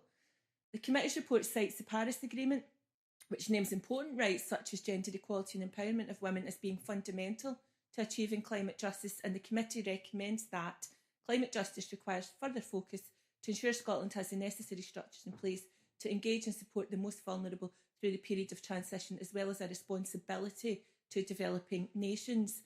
Now, many organisations have been campaigning on this for some time, and of course we saw a large campaign outside today, which many members took the opportunity to go out and join with. And there are many also in the gallery just now, and these include the Scottish Catholic International Aid Fund, or SCIAF, and they know from their consistent work in developing countries that those already living in extreme poverty are suffering the most severely from climate change. The most recent cyclone, which struck Mozambique, Malawi and Zimbabwe, affected more than 2 million people, and it caused indescribable devastation. And previously, when visiting Malawi, I saw personally the aftermath of that in terms of people losing shelter and not having access to food because of flooding. Jessica Swart, care spokesperson, commented that following a natural disaster like a cyclone, women and girls are particularly vulnerable. And climate scientists have confirmed disasters like this will only become more severe due to climate change. So these are the real lives that are being affected and underpin what we're trying to do. In response to the IPCC report, the committee recommended that the government seek further guidance on whether the 2030 target is still appropriate. And we have heard today that they intend to wait until the 2nd of May to consider that. Presiding Officer, the committee report shows that half a degree of difference would result in several 100 million fewer people exposed to climate-related poverty. Now, as we know, 70% of the world's poorest are women, and we also know that 80% of people displaced by climate change are women.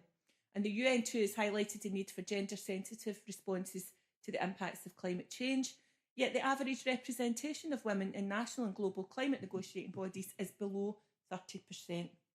That's just not good enough. The Women's Environmental Network specifically makes the point that, and I quote, "until social inequality is addressed, climate change will only get worse."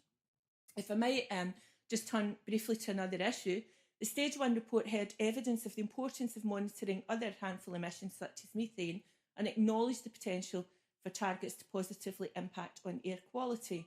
Well, I believe that fracking would challenge these ambitions, and it is of major concern in my own community. As MSPs, we've got a responsibility to protect our communities from harm, and fracking has proven deeply unpopular in every community in the UK where it's been trialled.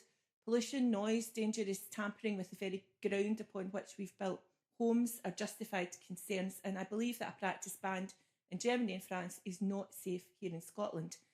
Indeed, Aidan O'Neill QC recently confirmed that we have the power to ban fracking, and since fracking would put the ambitions of targets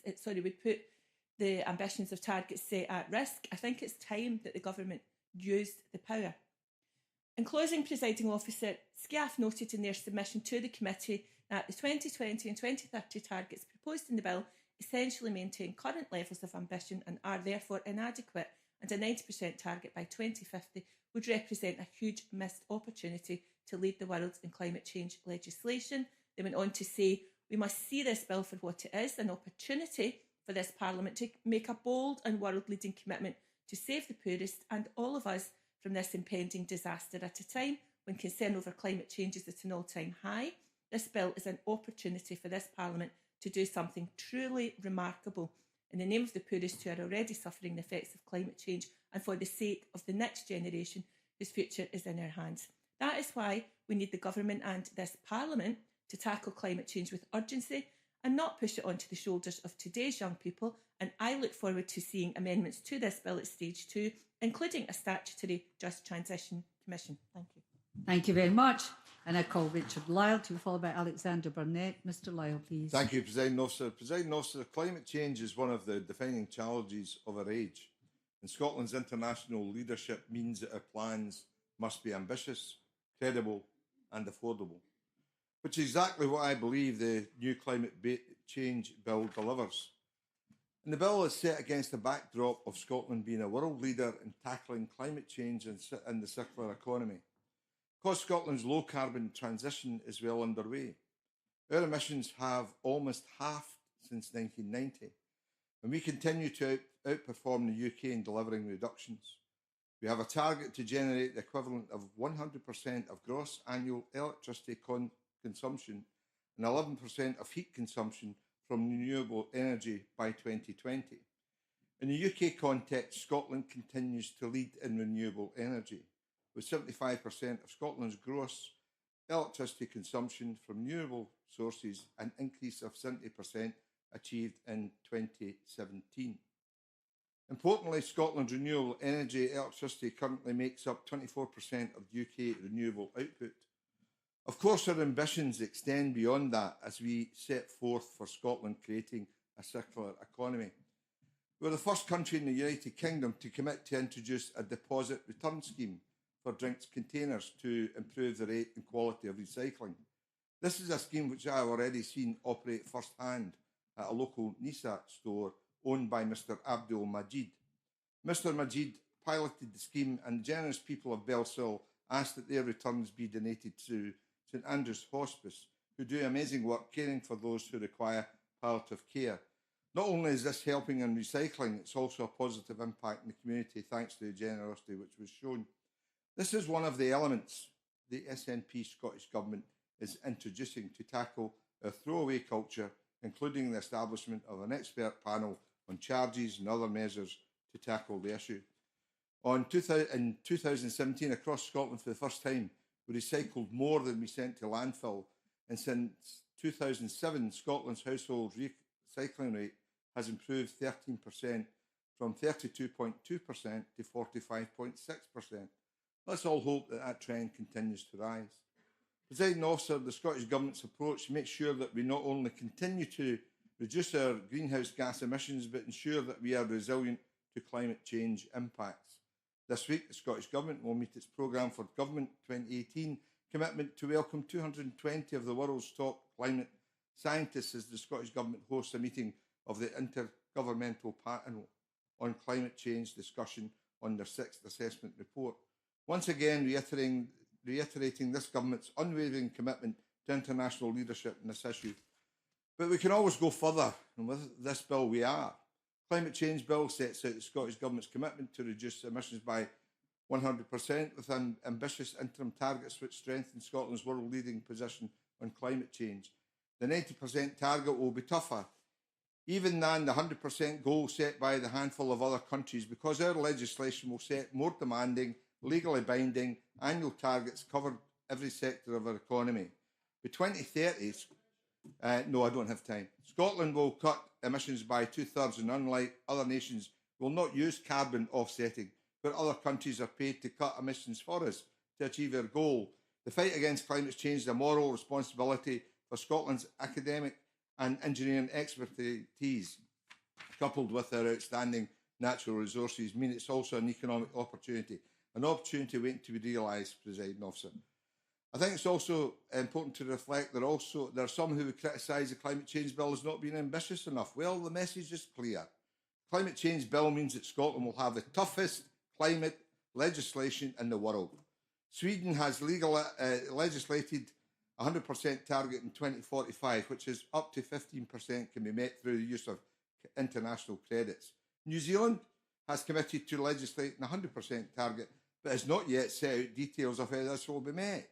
France, Iceland, Norway and others have made political commitments to net zero, but have not set out plans to legislate this. And of course, in typical fashion, the UK government has acknowledged the need to legislate a 100% target, but has not yet set details of how they can do this. So I believe our SNP government is making a commitment in this bill to realise our ambitions, tackling the most important issue. Presiding Officer, I also wish to pay tribute to the work being done by our young people. We've seen climate strikes by school children. I saw school children, young people striking in Scotland and across the UK. Some people were quick to criticise them. I'm not. As far as I'm concerned, their world is their future. I want to say this, it should be a cause for great optimism that young people are taking a stand in climate change. It's right that we all challenge to see what we can do more. We, all of us, have a moral responsibility to do what we can do to prevent and mitigate the effects of climate change for future generations. Scotland has been praised as a world leader. However, the urgency of climate change means it is right that we are all challenged to constantly reassess our approach and see where we can do more. Therefore, we must harness the energy of our young people to challenge ourselves and go further. I know that this climate change bill, we are doing just that, taking action to deliver the change we need. And we have to do it to safeguard our future, our children's future, my grandchildren's future, and the future of generations to come. Thank you. Thank you very much, Mr. Lyon. I call Alexander Burnett to be followed by Bill Kidd. Mr. Burnett, please.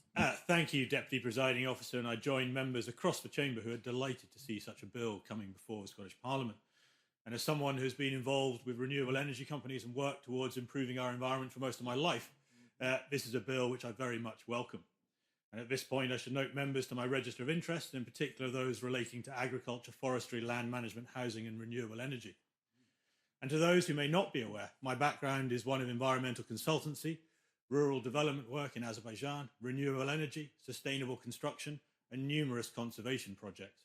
So from planting trees and restoring peatlands to saving our red squirrels and championing the pearl mussel, almost all of my activities look to improve our natural environment.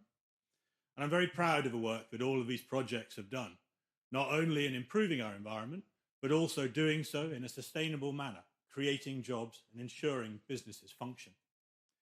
And it's clear that this bill has interested many people, and I'm sure that many more will contribute as it progresses through Parliament. And in my own constituency, groups such as Thailand Climate Change and St Turnans in Banchory have already voiced their concerns, and I look forward to working with them to ensure their points are taken into consideration. And the area that I'd like to focus on first is that of housing. And this debate coincides with the fuel poverty bill being debated at stage 2, and I'm due to speak to my own amendments in this tomorrow morning. Now, I'm seeking to gain support identifying residential buildings with low levels of energy efficiency, which require improvements to achieve an EPC band or C or higher by 2030. Now, last year, this chamber voted in support of a motion calling for the same commitment from the Scottish Government, and I hope that tomorrow is a first step in achieving that. Now, it is not just members in this chamber who are looking to see improvements in EPC ratings for homes across Scotland. WWF Scotland have repeatedly called for similar action for a variety of reasons. Firstly, this measure would naturally reduce energy costs for homeowners, moving more people out of fuel poverty and into living in warmer homes. However, importantly for this bill, having more energy efficient homes would be a huge step in reducing carbon emissions. And WWF Scotland have noted that they are supportive of measures such as these, but will be keen to see targets set for improving energy efficiency in our homes in this climate change bill. Now, the second area requiring serious attention is our agricultural sector, and this would need to reduce emissions significantly to play their role in a net zero target. Now, we of course support NFU Scotland's position that food production is always likely to remain one of the biggest emitting sectors, and a net zero target does not mean reducing agricultural emissions to zero. However, the NFU in England now believe they can reduce their emissions to 35% by 2045, so we await an achievable roadmap for the same from the Scottish Government. And there is no doubt that our farmers are experiencing the effects of climate change firsthand, and they accept that more needs to be done to reduce their contribution towards carbon emissions. However, they cannot achieve this alone. NFU Scotland have called on the Scottish Government for better support in helping farmers to become part of a solution to climate change. Now, third area affecting climate change is transport, and Transform Scotland flagged that the Scottish Government's current climate change plan and transport proposals are deeply inadequate. From a lack of ambition for clean green buses to zero progress on the electrification of rail routes to Aberdeen and Inverness, there is much that can be done already here in Scotland, both to the benefit of the environment and our economy. So we want to see the Scottish Government set ambitious targets, and the Scottish Conservatives will support that ambition. But it is clear the Scottish Government is still not being ambitious enough, and the Environment, Climate Change and Land Reform Committee is rightly concerned that there is not sufficient assessment nor promotion of the positive opportunities for the economy of setting a net zero target. So Stop Climate Change Chaos briefed that they would like to see the bill target reaching net zero greenhouse gas emissions by 2045 or earlier, citing evidence from WWF Scotland and Vivid Economics that shows Scotland is capable of achieving such a target. Now, whilst a net zero target is clearly the preference of many organisations, we must work on building a pathway to ensure it is possible. And we must reach for those ambitious targets, but we need to be mindful that these are realistic. And we need to ensure we have sufficient skilled jobs to make the necessary transition. We need to ensure businesses work with emerging technology to improve their emissions. And we need to ensure that sectors work together. And as CBI Scotland point out, we need to ensure that there are collaborative policy frameworks across the whole of the UK. Because climate change is an issue without borders. And in conclusion, we are very supportive at this stage of the bill, but we'll look to strengthen it in later stages. So I look forward to working with members, constituents and organisations on hearing how we can achieve our shared ambitions. Thank you. Bill Kidd, followed by Neil Findlay. Thank you, Presiding Officer. And thank you again, Presiding Officer, because I forgot to put my speaker up. Thank you, Presiding Officer, and thank you also, of course, to the young climate change activists in the gallery who are very much welcome here because it's their enthusiasm that's kept us all going. Today, we're debating and will vote on one of the most significant issues facing humanity. Curbing global warming to 1.5 degrees centigrade demands accelerating action. Scientific consensus has existed for decades that global warming exists and that it is anthropogenic. That means that it is a result of human behaviour. High consumption and little regard for the consequences, even following early warnings of climate change, meant that our behaviour did not change, and humanity's failure to act over the past decades has caused a 1 degree Celsius of global warming above pre-industrial levels, and that can't be undone. Headlines are already showing the harm this has done to coral reefs, loss of species, rising sea levels, and within immigration, it is clear that we now have peoples being forced to move due to climate change-related issues such as flooding and poor agricultural productivity. Estimated anthropogenic, remember that means emissions originating in human activity, global warming is increasing at a rate of 0.2 degrees per decade due to past and ongoing emissions. Warming from anthropogenic emissions from the pre-industrial period to the present will, according to the IPCC, persist for centuries to millennia and will continue to cause further long-term change in the climate system. One example of such continuing change is seen in rising sea levels. And I'll repeat this point, the emissions already accrued over our period of failure to tackle climate change will affect the planet for centuries to millennia to come. This inactivity has to stop. Today we have the opportunity to vote on a piece of legislation that could shift Scotland's path towards a sustainable future. In helping to bring this bill through Parliament, we have extensive scientific knowledge to draw on, and as a nation we are equipped with abundant natural resources that will enable us to transition more fully to renewable energy. Both the 2015 Paris Agreement, which this bill responds to with an increase in our targets, and the IPCC 2018 report inform us with greater evidence and reason for action than ever before. We know from this report that reaching and sustaining net zero global anthropogenic CO2 emissions and declining net non-CO2 radiative forcing would halt human-influenced global warming within several decades. We also know from the IPCC that the maximum temperature reached is determined by what we and other policymakers from across the world do now. Global warming will be determined by culminate net global human-caused CO2 emissions up to the point that we achieve net zero. What does this mean? It means that we have to act as quickly as possible, and we have to act now. Yes, I certainly will, yes. Elaine Smith. Thank you, Presiding Officer, and I thank the member for taking the intervention. We heard earlier from one of your colleagues about paperless offices, but I wondered if you would also agree with me that a lack of recycling of new technology and an ever-increasing scramble for example, new mobile phones is also an issue that we should be encouraging, for example, our engineers to be looking at that, because these are not recycled enough at all, and this is a problem.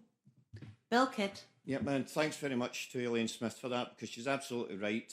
This madness, this capitalist madness about you've got to have a new toy every 5 seconds, which actually doesn't do anything about recycling the old one, is something that we've really got to address, and thanks very much for bringing that forward.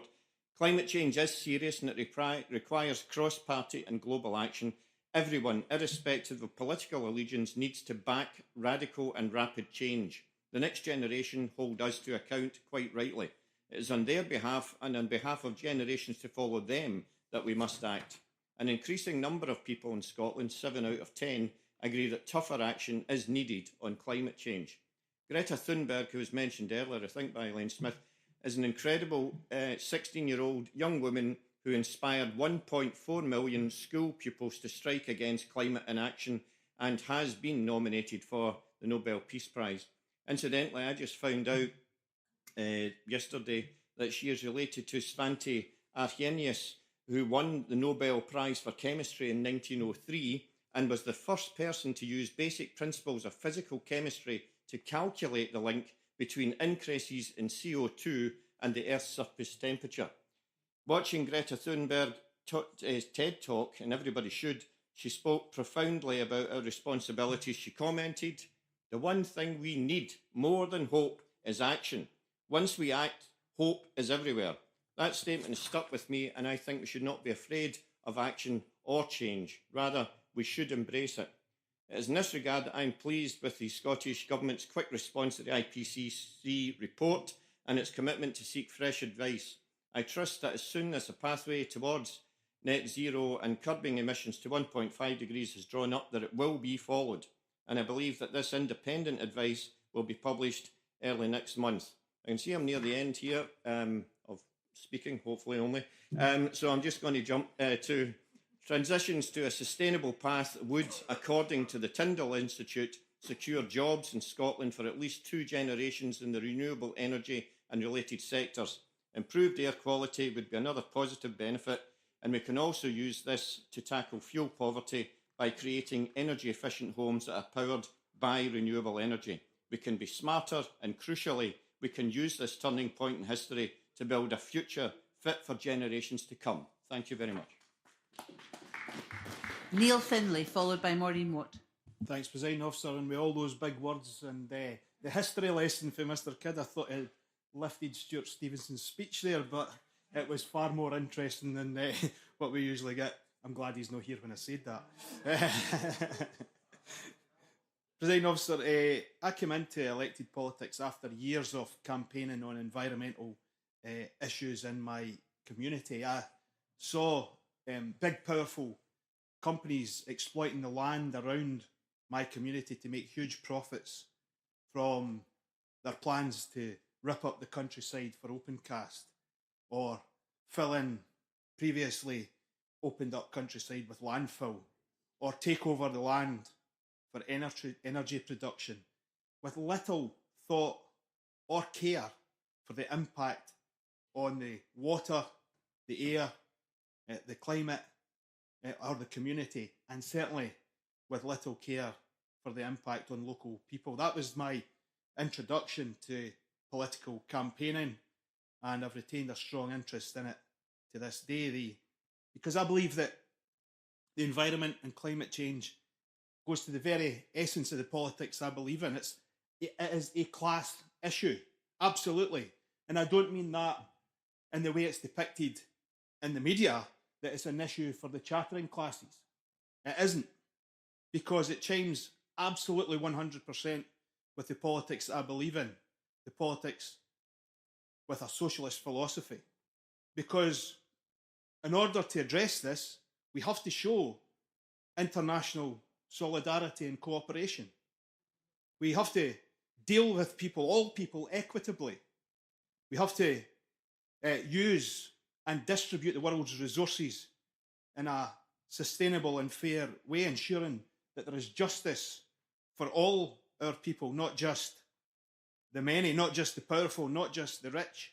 If we're to deal with climate change, then we have to enact these principles. And it is, of course, if the world's climate continues to rise, then we know who will be affected the most. It will be the poor, it will be the weak, it will be the vulnerable and the isolated who suffer most, as we see when we look at marginalised communities, whether that be in South America and the Amazon, or sub-Saharan Africa, or indeed around our own coastline and marginal lands. It will be the low paid who suffer increased food and energy costs, whose homes are the least energy efficient.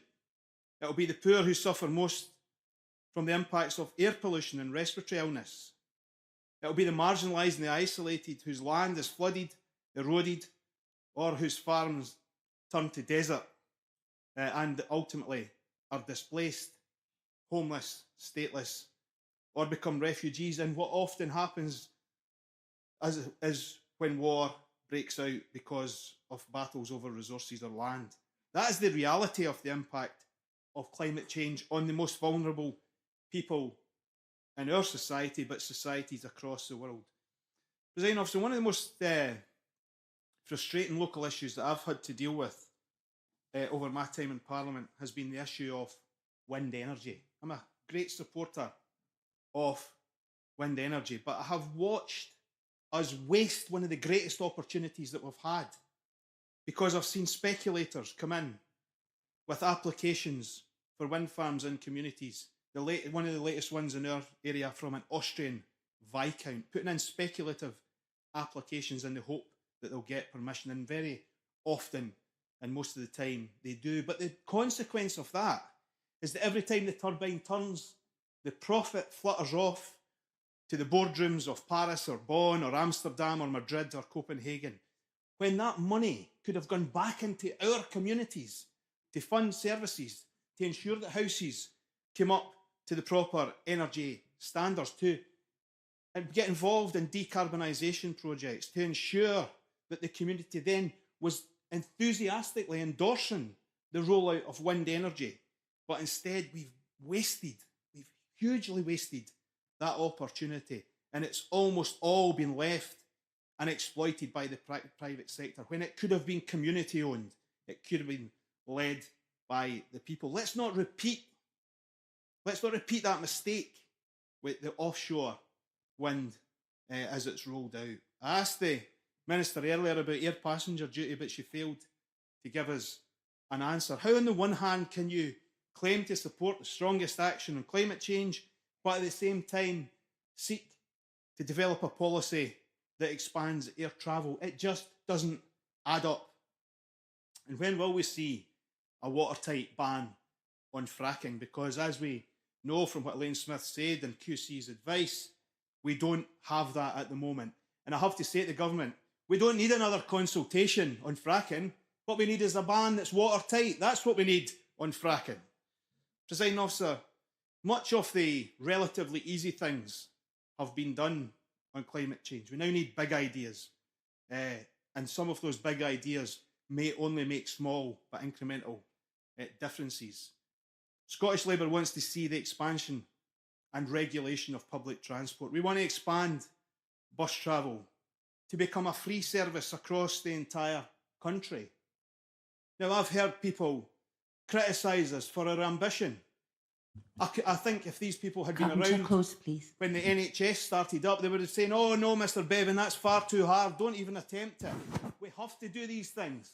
It's essential that we do it. And I'll tell you, I hope that other people will come on board Come with to that close, too. please. Presiding Officer, I think we have to aim high in this debate.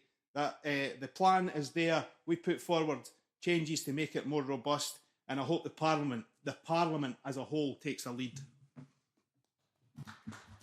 Maureen Watt, followed by Finlay Carson. Thank you, Presiding Officer. This is indeed an important debate to be participating in, as we've heard from members' very thoughtful contributions, and the close attention being paid by the young people in the gallery is testament as to how important this is. Presiding Officer, this is the first generation to know exactly how we are living is impacting on the planet, and therefore we have a duty to do something about it. All of us have, in my view, a duty to leave the planet in a better position than we found it, and that now, knowing more about the effects that our mode of living is having, it's more important to do that.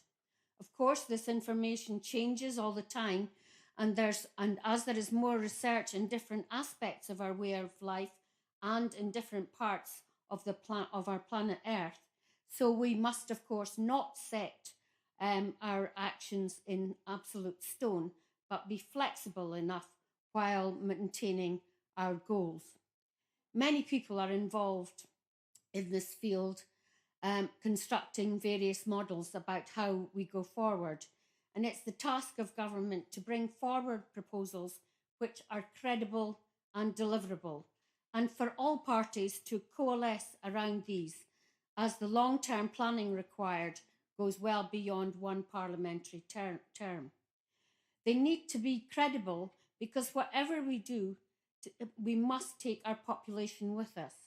Changing behaviour must be achievable, and people will want to know what proposals mean for them and their way of life, and what changes to their everyday life they will need to take, and what help will be available to them to achieve this.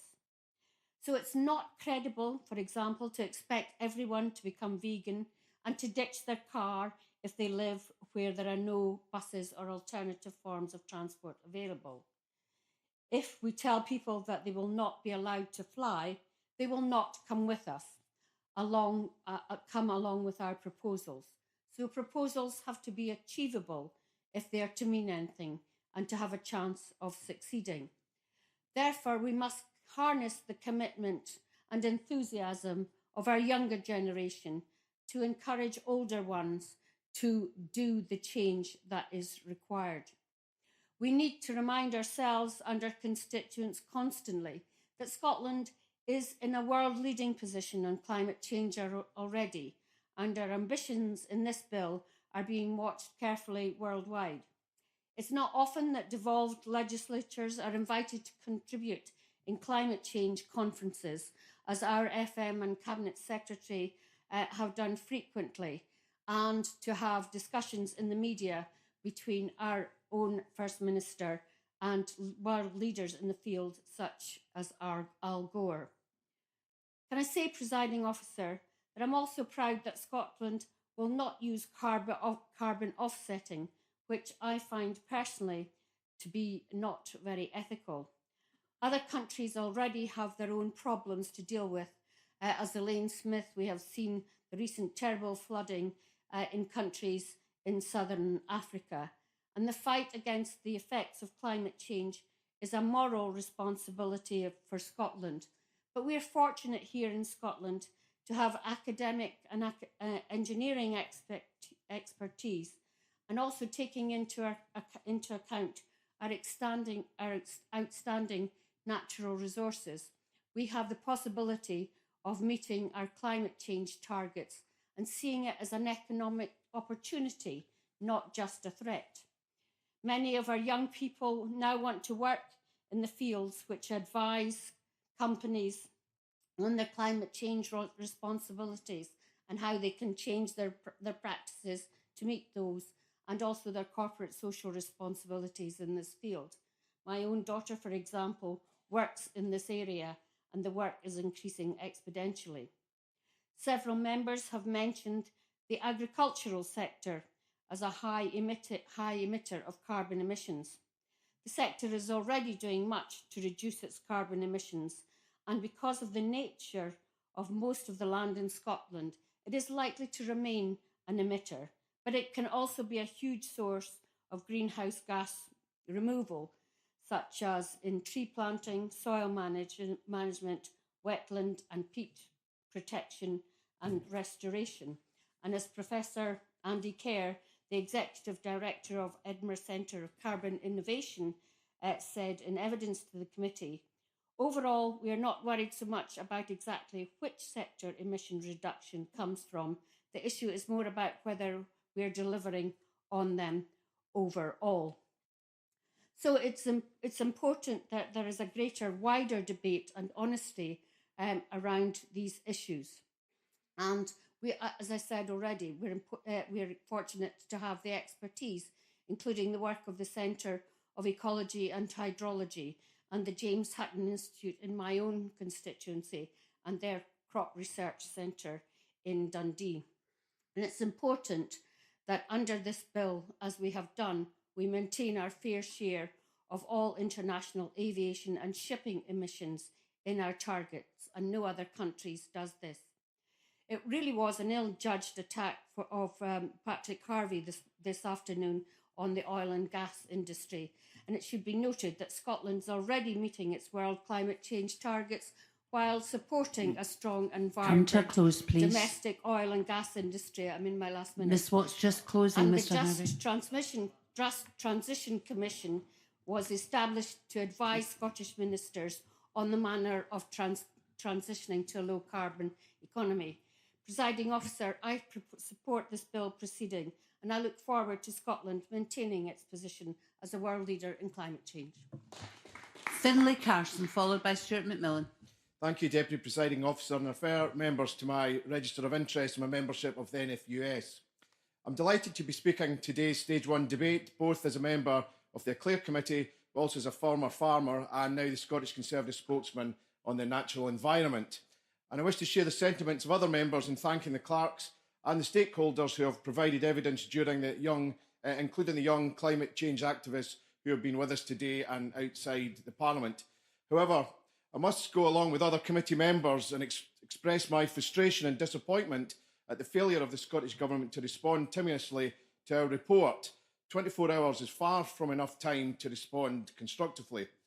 The Scottish Government will happily grandstand on past achievements and talk tough on climate change, but responding only a day before this debate sends out a very poor signal to those of us not only in the Chamber, but in our communities, including the young activists who joined us this morning, who want to see meaningful, fact-based actions that stand up to scrutiny. It's left us very little time to digest just how the Government are planning to take on board the committee's recommendations and progress in tackling climate change. But moving on, we must all play our part in tackling climate change, and we must strive for the right balance to be struck when it comes to reducing greenhouse gas emissions. We've heard extensive evidence at the committee, with organisations, whatever their position on net zero emissions, agreeing that whilst transformational change will not happen overnight, there was an absolute recognition and agreement that this generation must, without fail, be the generation that puts the policies in place to safeguard the future of the planet and future generations.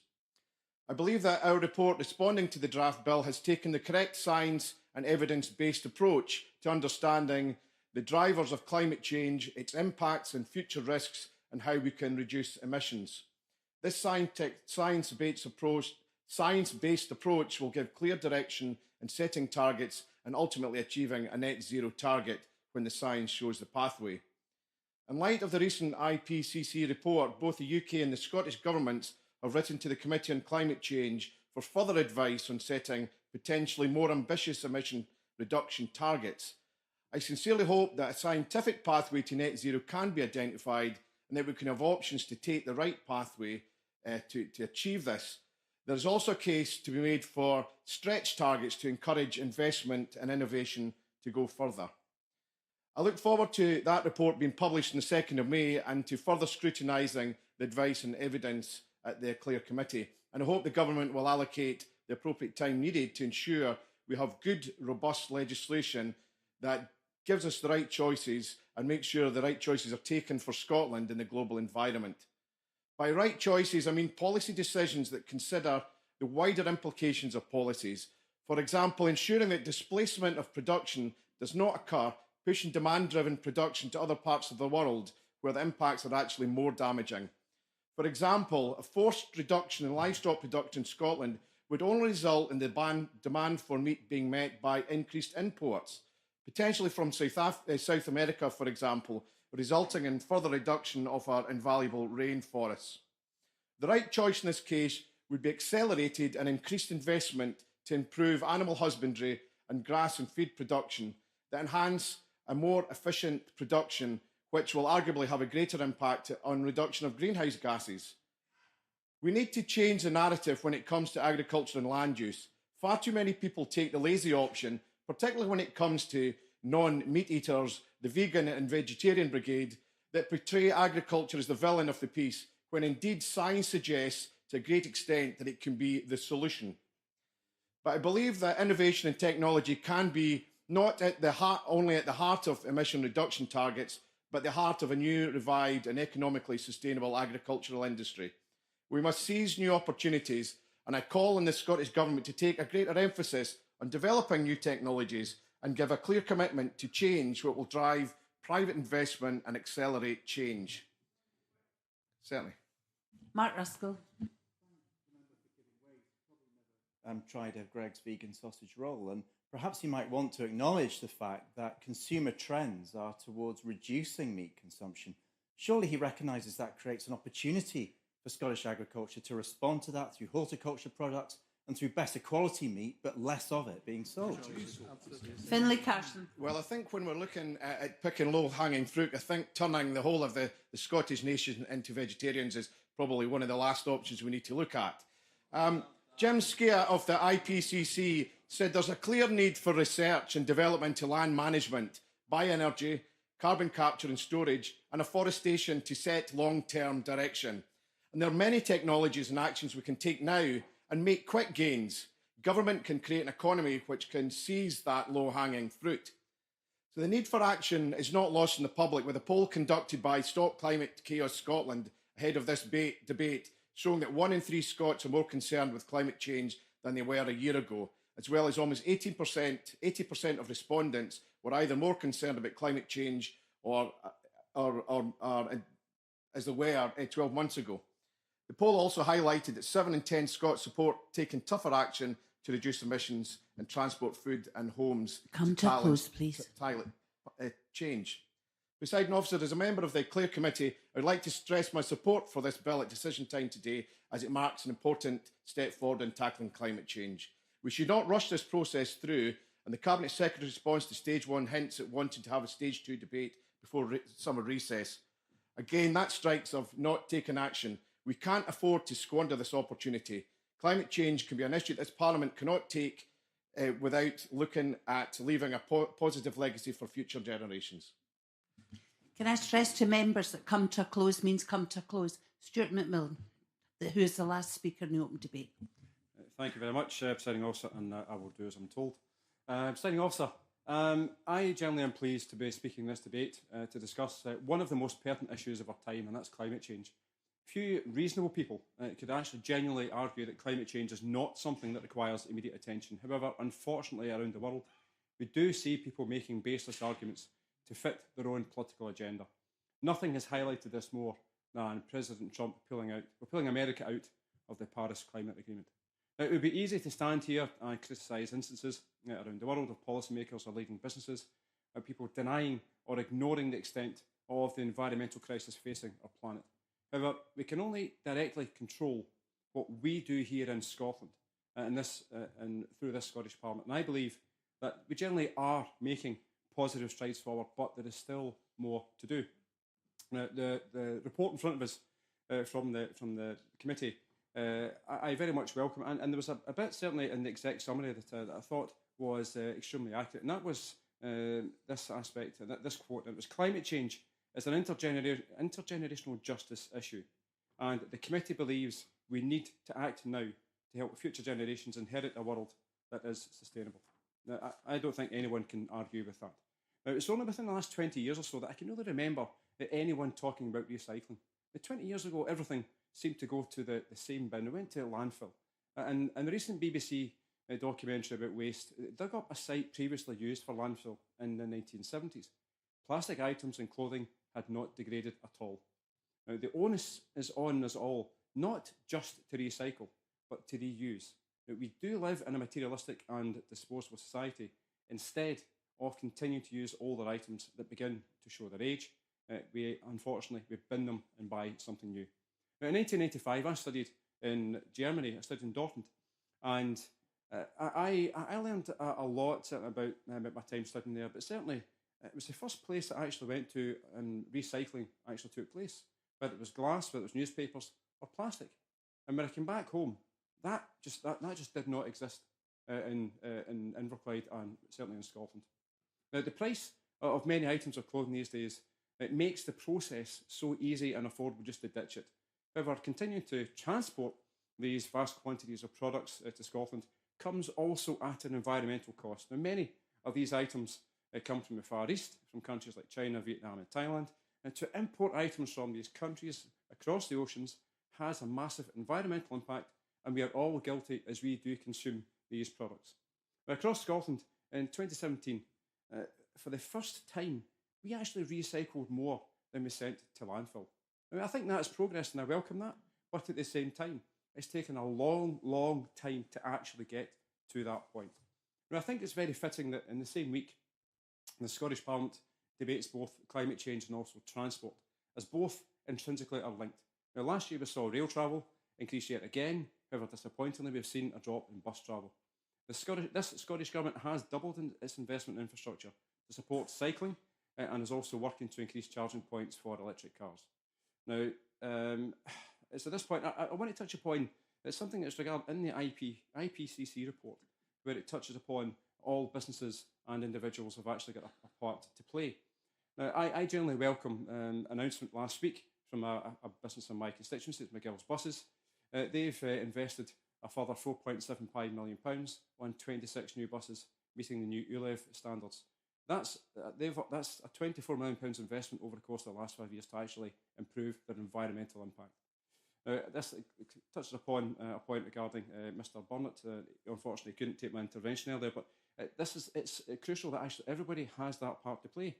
And Mr. Carson, even vegans, they've got a part to play as well, which unfortunately you had. I will defend my Green colleague here, because it was unfortunate the way you actually responded to him earlier. I generally thought it was an unfair attack on him. Now, Presiding Officer, I generally think this climate change bill means that Scotland will actually have the toughest climate change legislation in the world. Nowhere else in the world has any nation committed to targets as ambitious as Scotland. And that is testament to the determination of this Scottish Government.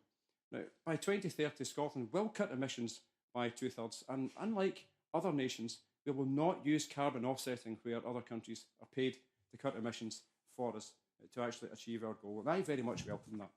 The Scottish Government has also said it will go even further if the UK Committee on Climate Change advises that a more ambitious target is now phase one. The Cabinet Secretary mentioned that in her opening comments, and I very much welcome that again. Now, the bill maintains annual targets, meaning the Scottish Government can be held to account for progress every year. No other country has that. Most other countries with domestic climate change targets have interim targets for 2020 and or 2030 only. Now, this is where I do not think for 1 minute MSPs, the public, are actually shy at challenging government and politicians. They never have been and they never will be, and I very much welcome that. And I too want to thank all the younger people who have certainly in the chamber today, but also who are really pushing this agenda for our nation. And my final point, Presiding Officer, just to conclude, I genuinely believe that every generation needs to leave the planet in a better way than it was actually handed over to them.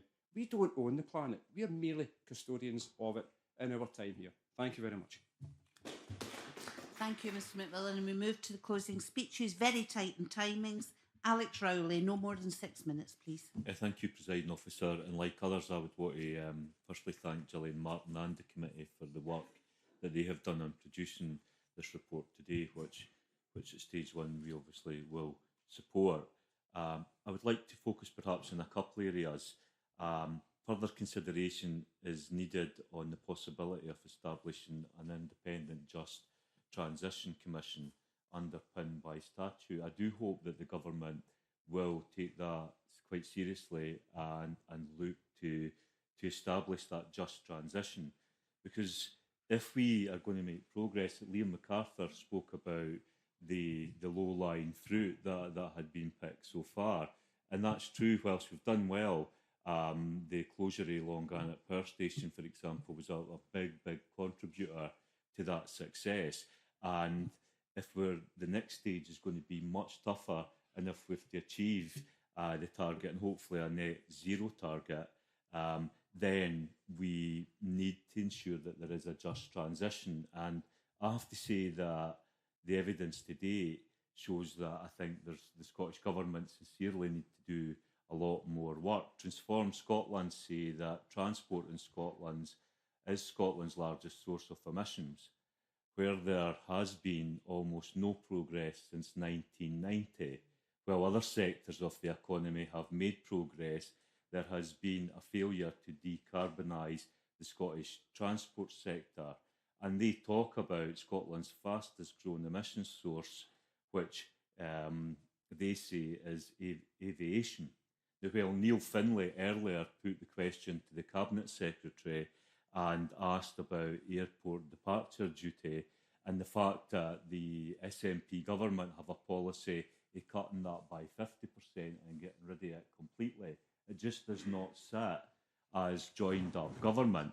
And the Cabinet Secretary's response to that was that it was another minister, another Cabinet Secretary. It wasn't her brief.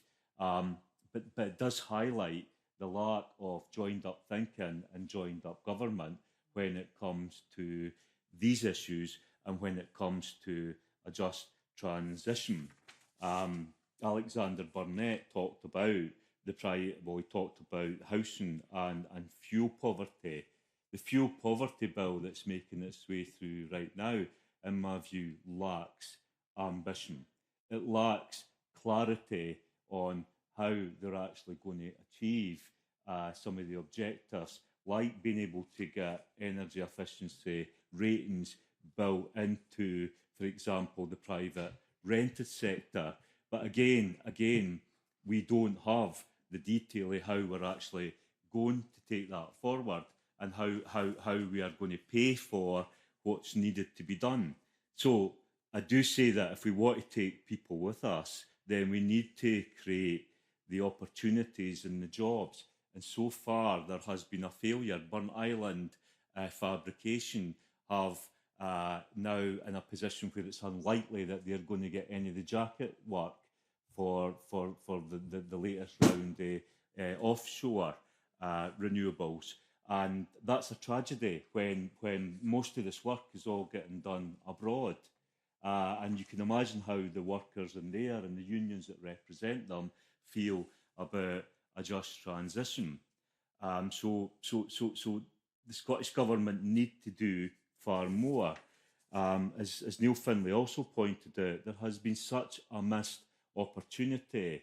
Community ownership of renewables, public ownership of renewables at the local level, a complete failure. Community energy companies, I read this morning a brief on a community energy company that was established in Nottingham. So I would say that, and very successful at that, I would say the government need to start to thinking a bit more being ambitious, a bit more about how we actually engage and involve so that we can look to the good practice elsewhere. Why is there no jobs being created in Scotland? Why is there little jobs with the renewable sector in Scotland? And what is the role of government? Personally, I believe the government are failing in these areas. We also have different organisations, SCIAF, for example, They say for developing countries and for the millions of people living in poverty, missing that 1.5 degrees Celsius target is literally a matter of life or death. Warming over 1.5 means millions of people exposed to droughts, heat waves, floods and intense competition for resources, leading to unprecedented levels of climate migration. And again, as a threat, and a big threat that comes forward. So this is stage one. We support the report today, but I do say that I think we can be far more ambitious, but we really need to focus on the just transition so that workers in Scotland know that there will be a transition and that jobs will be protected as we move forward to tackle climate change and reach the net zero targets that I hope other parties in here will support. Thank you, Mr. Riley. Donald Cameron, up to 7 minutes, please. Thank you, Deputy Presiding Officer. Can I refer to my register of interest in farming and renewable energy in there? I welcome the opportunity to contribute to this excellent debate, especially having had the privilege of being on the Eclair Committee for some of the time while it was taking evidence on this issue. And I pay tribute to that committee, its convener, its members and its clerks. Back in 2018, when the Eclair Committee began looking at the bill, I met with various organisations, charities and individuals, both in the committee and outside of it, who impressed upon me the need to be radical and ambitious when legislating. And it was clear back then, and it remains clear today, that decisive action is required. And I sincerely welcome that on this issue, there is a broad consensus across the chamber about what is necessary. Surely WWF Scotland is right to state that climate change is the biggest crisis facing the world, and Scotland must act urgently to meet this challenge. But while it's the role of this Parliament to set out the legislative framework and debate the extent to which we go forward in the struggle against the effects of climate change, we should also recognise those people across Scotland who day in, day out are campaigning for climate change mitigation. And as the recent demonstrations involving young people have shown, there is an intergenerational passion for this issue. Those demonstrations and the one outside Parliament today remind us that we need to get this right, not just for the current generation, but for future generations too. And that's a point that's been made by Gillian Martin, Claudia Beamish, and Angus MacDonald, amongst others. Similarly, we must also bear in mind those on the ground, far from this place, who are already doing their bit to reduce their carbon footprint, and in particular to cut emissions where possible. There is a wide variety of sectors across Scotland who will ultimately need to adapt to any legislative changes that we initiate. And indeed, many sectors have already begun to adapt voluntarily. One example is housing, where businesses are looking at different ways to build more energy-efficient homes, as Maurice Golden spoke about. And there's the passive house movement in particular, which I've had the privilege of meeting in the Highlands. There's also transport, where bus companies are beginning to invest in green buses and retrofitting existing vehicles to reduce output. And there's also the food and drink sector, where organisations such as the Scotch Whisky Association have noticed they are close to achieving zero waste to landfill. And they say that in 2016, non-fossil fuels accounted for 21% of energy use, up from just 3% in 2008. Indeed, many representative bodies across Scotland acknowledge the need to take action now. Particularly notable are the words of CBI Scotland, who have said that it supports the increased ambition to reduce carbon and greenhouse gas emissions because we protect the economy, society, and the environment. And it's clear that there is broad recognition across society that action is needed and that many are doing all they can to enact such change. Others have spoken about agriculture, and I'd like to dwell here for a moment. Scottish agriculture has recognised that it faces a challenge to reduce its carbon output, but it's clear from my conversations with farmers and crofters that the sector not only prides itself on its existing stewardship of land, but is positive about making further changes in the way it works and operates in the future to cut emissions, whether that's investing in new machinery to improve efficiency or planting new hedgerows and trees to sequestrate emissions or investing in new feeds to reduce methane output. And indeed, the Eclair report noted Lord Deeblin saying that credit and gratitude should be afforded to the farming community for the work it has done so far. Much of this work has been carried out voluntarily by farmers and crofters for years, decades even. And in pursuing the aims and ambitions of this bill, we must ensure we don't overburden the livestock sector, a sector which has enough struggles already. with unnecessary regulation or impossible targets. NFU Scotland has said that climate change is critically important, and it believes we will achieve much better outcomes in the long run if people are encouraged to tackle emissions rather than be forced to through the use of regulation. And if farmers are able to take a voluntary approach, that may potentially enhance their business. According to the Scottish Government's climate change plan, the agriculture and related land use sector has seen a 25.8% fall in emissions between 1990 and 2015 because of sustained efficiency improvements in farming and better fertiliser management, for example. This is positive and further highlights the actions that our farmers and crofters are taking to manage land more sustainably. And people, representatives of the sector, have raised concerns about how carbon capture calculations are measured. The Vice President of the NFUS said that if carbon capture calculations properly identified what is being sequestrated by our hills, uplands, peatlands, and fairly balanced that against emissions from livestock grazing, then that should be promoted. And I do acknowledge the work of Mark Ruskell in particular on the committee about the issue of measurement of on-farm activity. We all will be aware of farms as Kirkton and Auchtertyre farms near Crianlarich, who've been researching how different breeds of sheep are better adapted to changing climate in Scotland's uplands hills.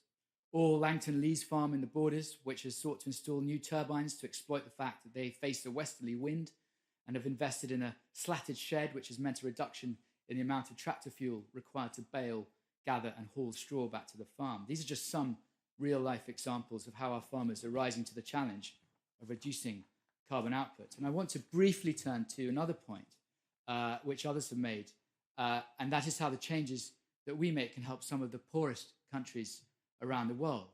Many countries around the world face the brunt of devastating impacts of climate change.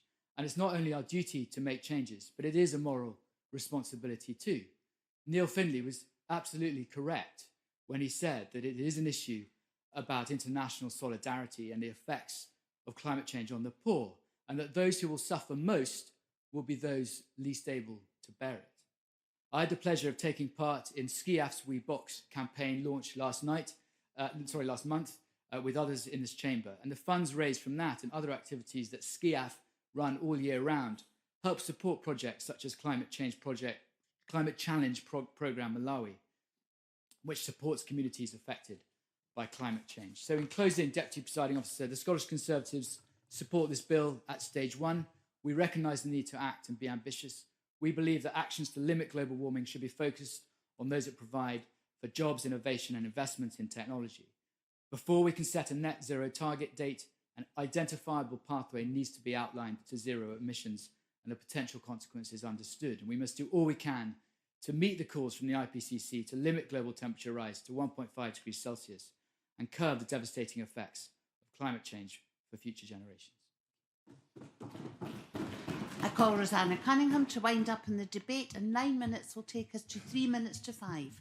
Please, Cabinet Thank you, Secretary. Presiding Officer. Could I thank all members for their various contributions to today's debate. There were a lot of speakers, so I'm afraid I won't be able to mention everyone in my closing remarks. I do feel, however, I should make some response to the issue of the late arrival of the Scottish Government's response to the committee report, which was raised by more than one person. I note that Standing Order Rule 9.8 lays down a strict timetable for committee report publication.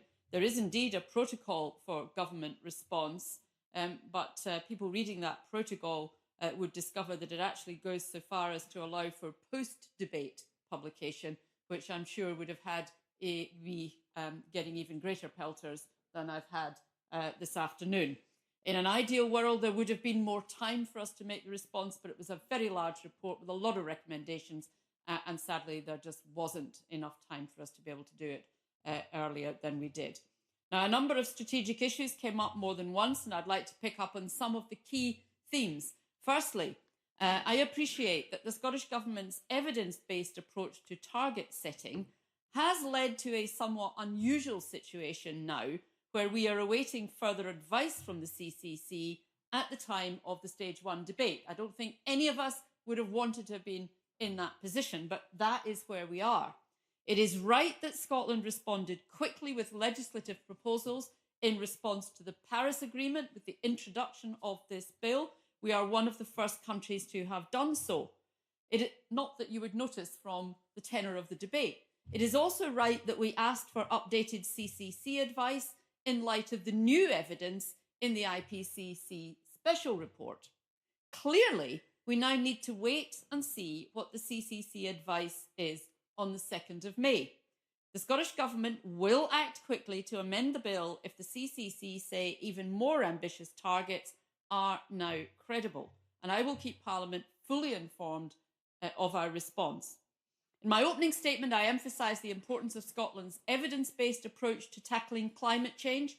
The committee's Stage 1 report has recognised the important role that independent expert advice from the CCC plays within this as statutory advisors.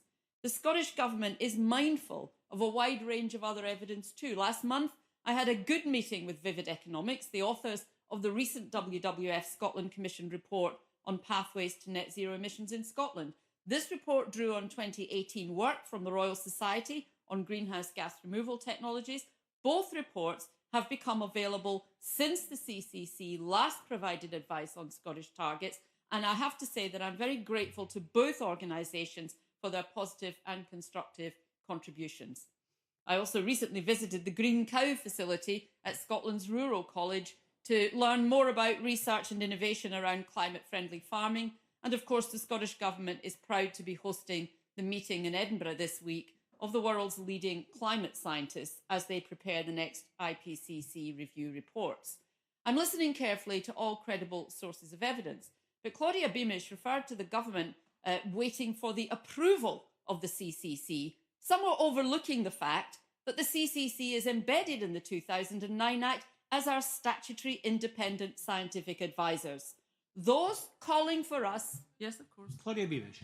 I take the point that Cabinet Secretary is making, but it's my understanding that it is possible for the Scottish Government, or any Scottish Government, while this this Act still exists, to give reasons why it doesn't accept the advice of the CCC and could have gone further.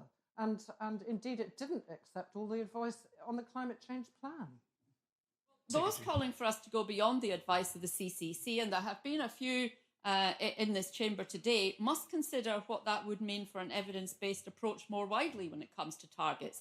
It would undoubtedly result in distracting arguments about which evidence to follow, when the real aim is meeting the goals of the Paris Agreement. And it walks away from certainty and scientific evidence. Instead, it puts opinion into the driving seat.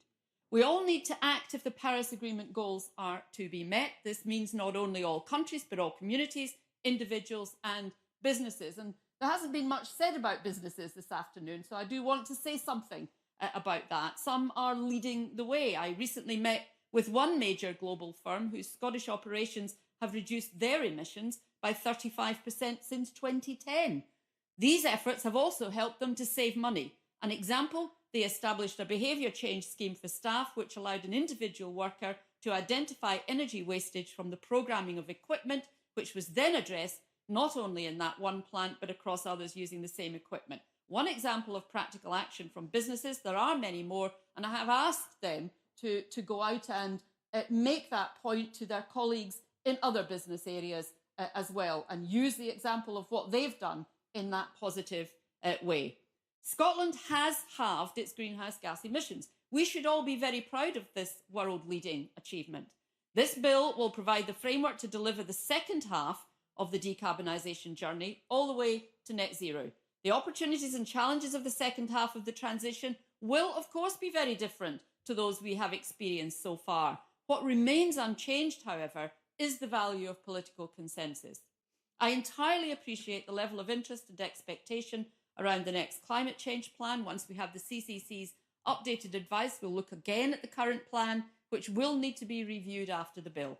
But climate change plans are major strategic documents affecting all parts of our economy and every person in Scotland. There's a trade-off between rapid production, including stakeholder and public consultation, and the extent and robustness of the content of the plan itself.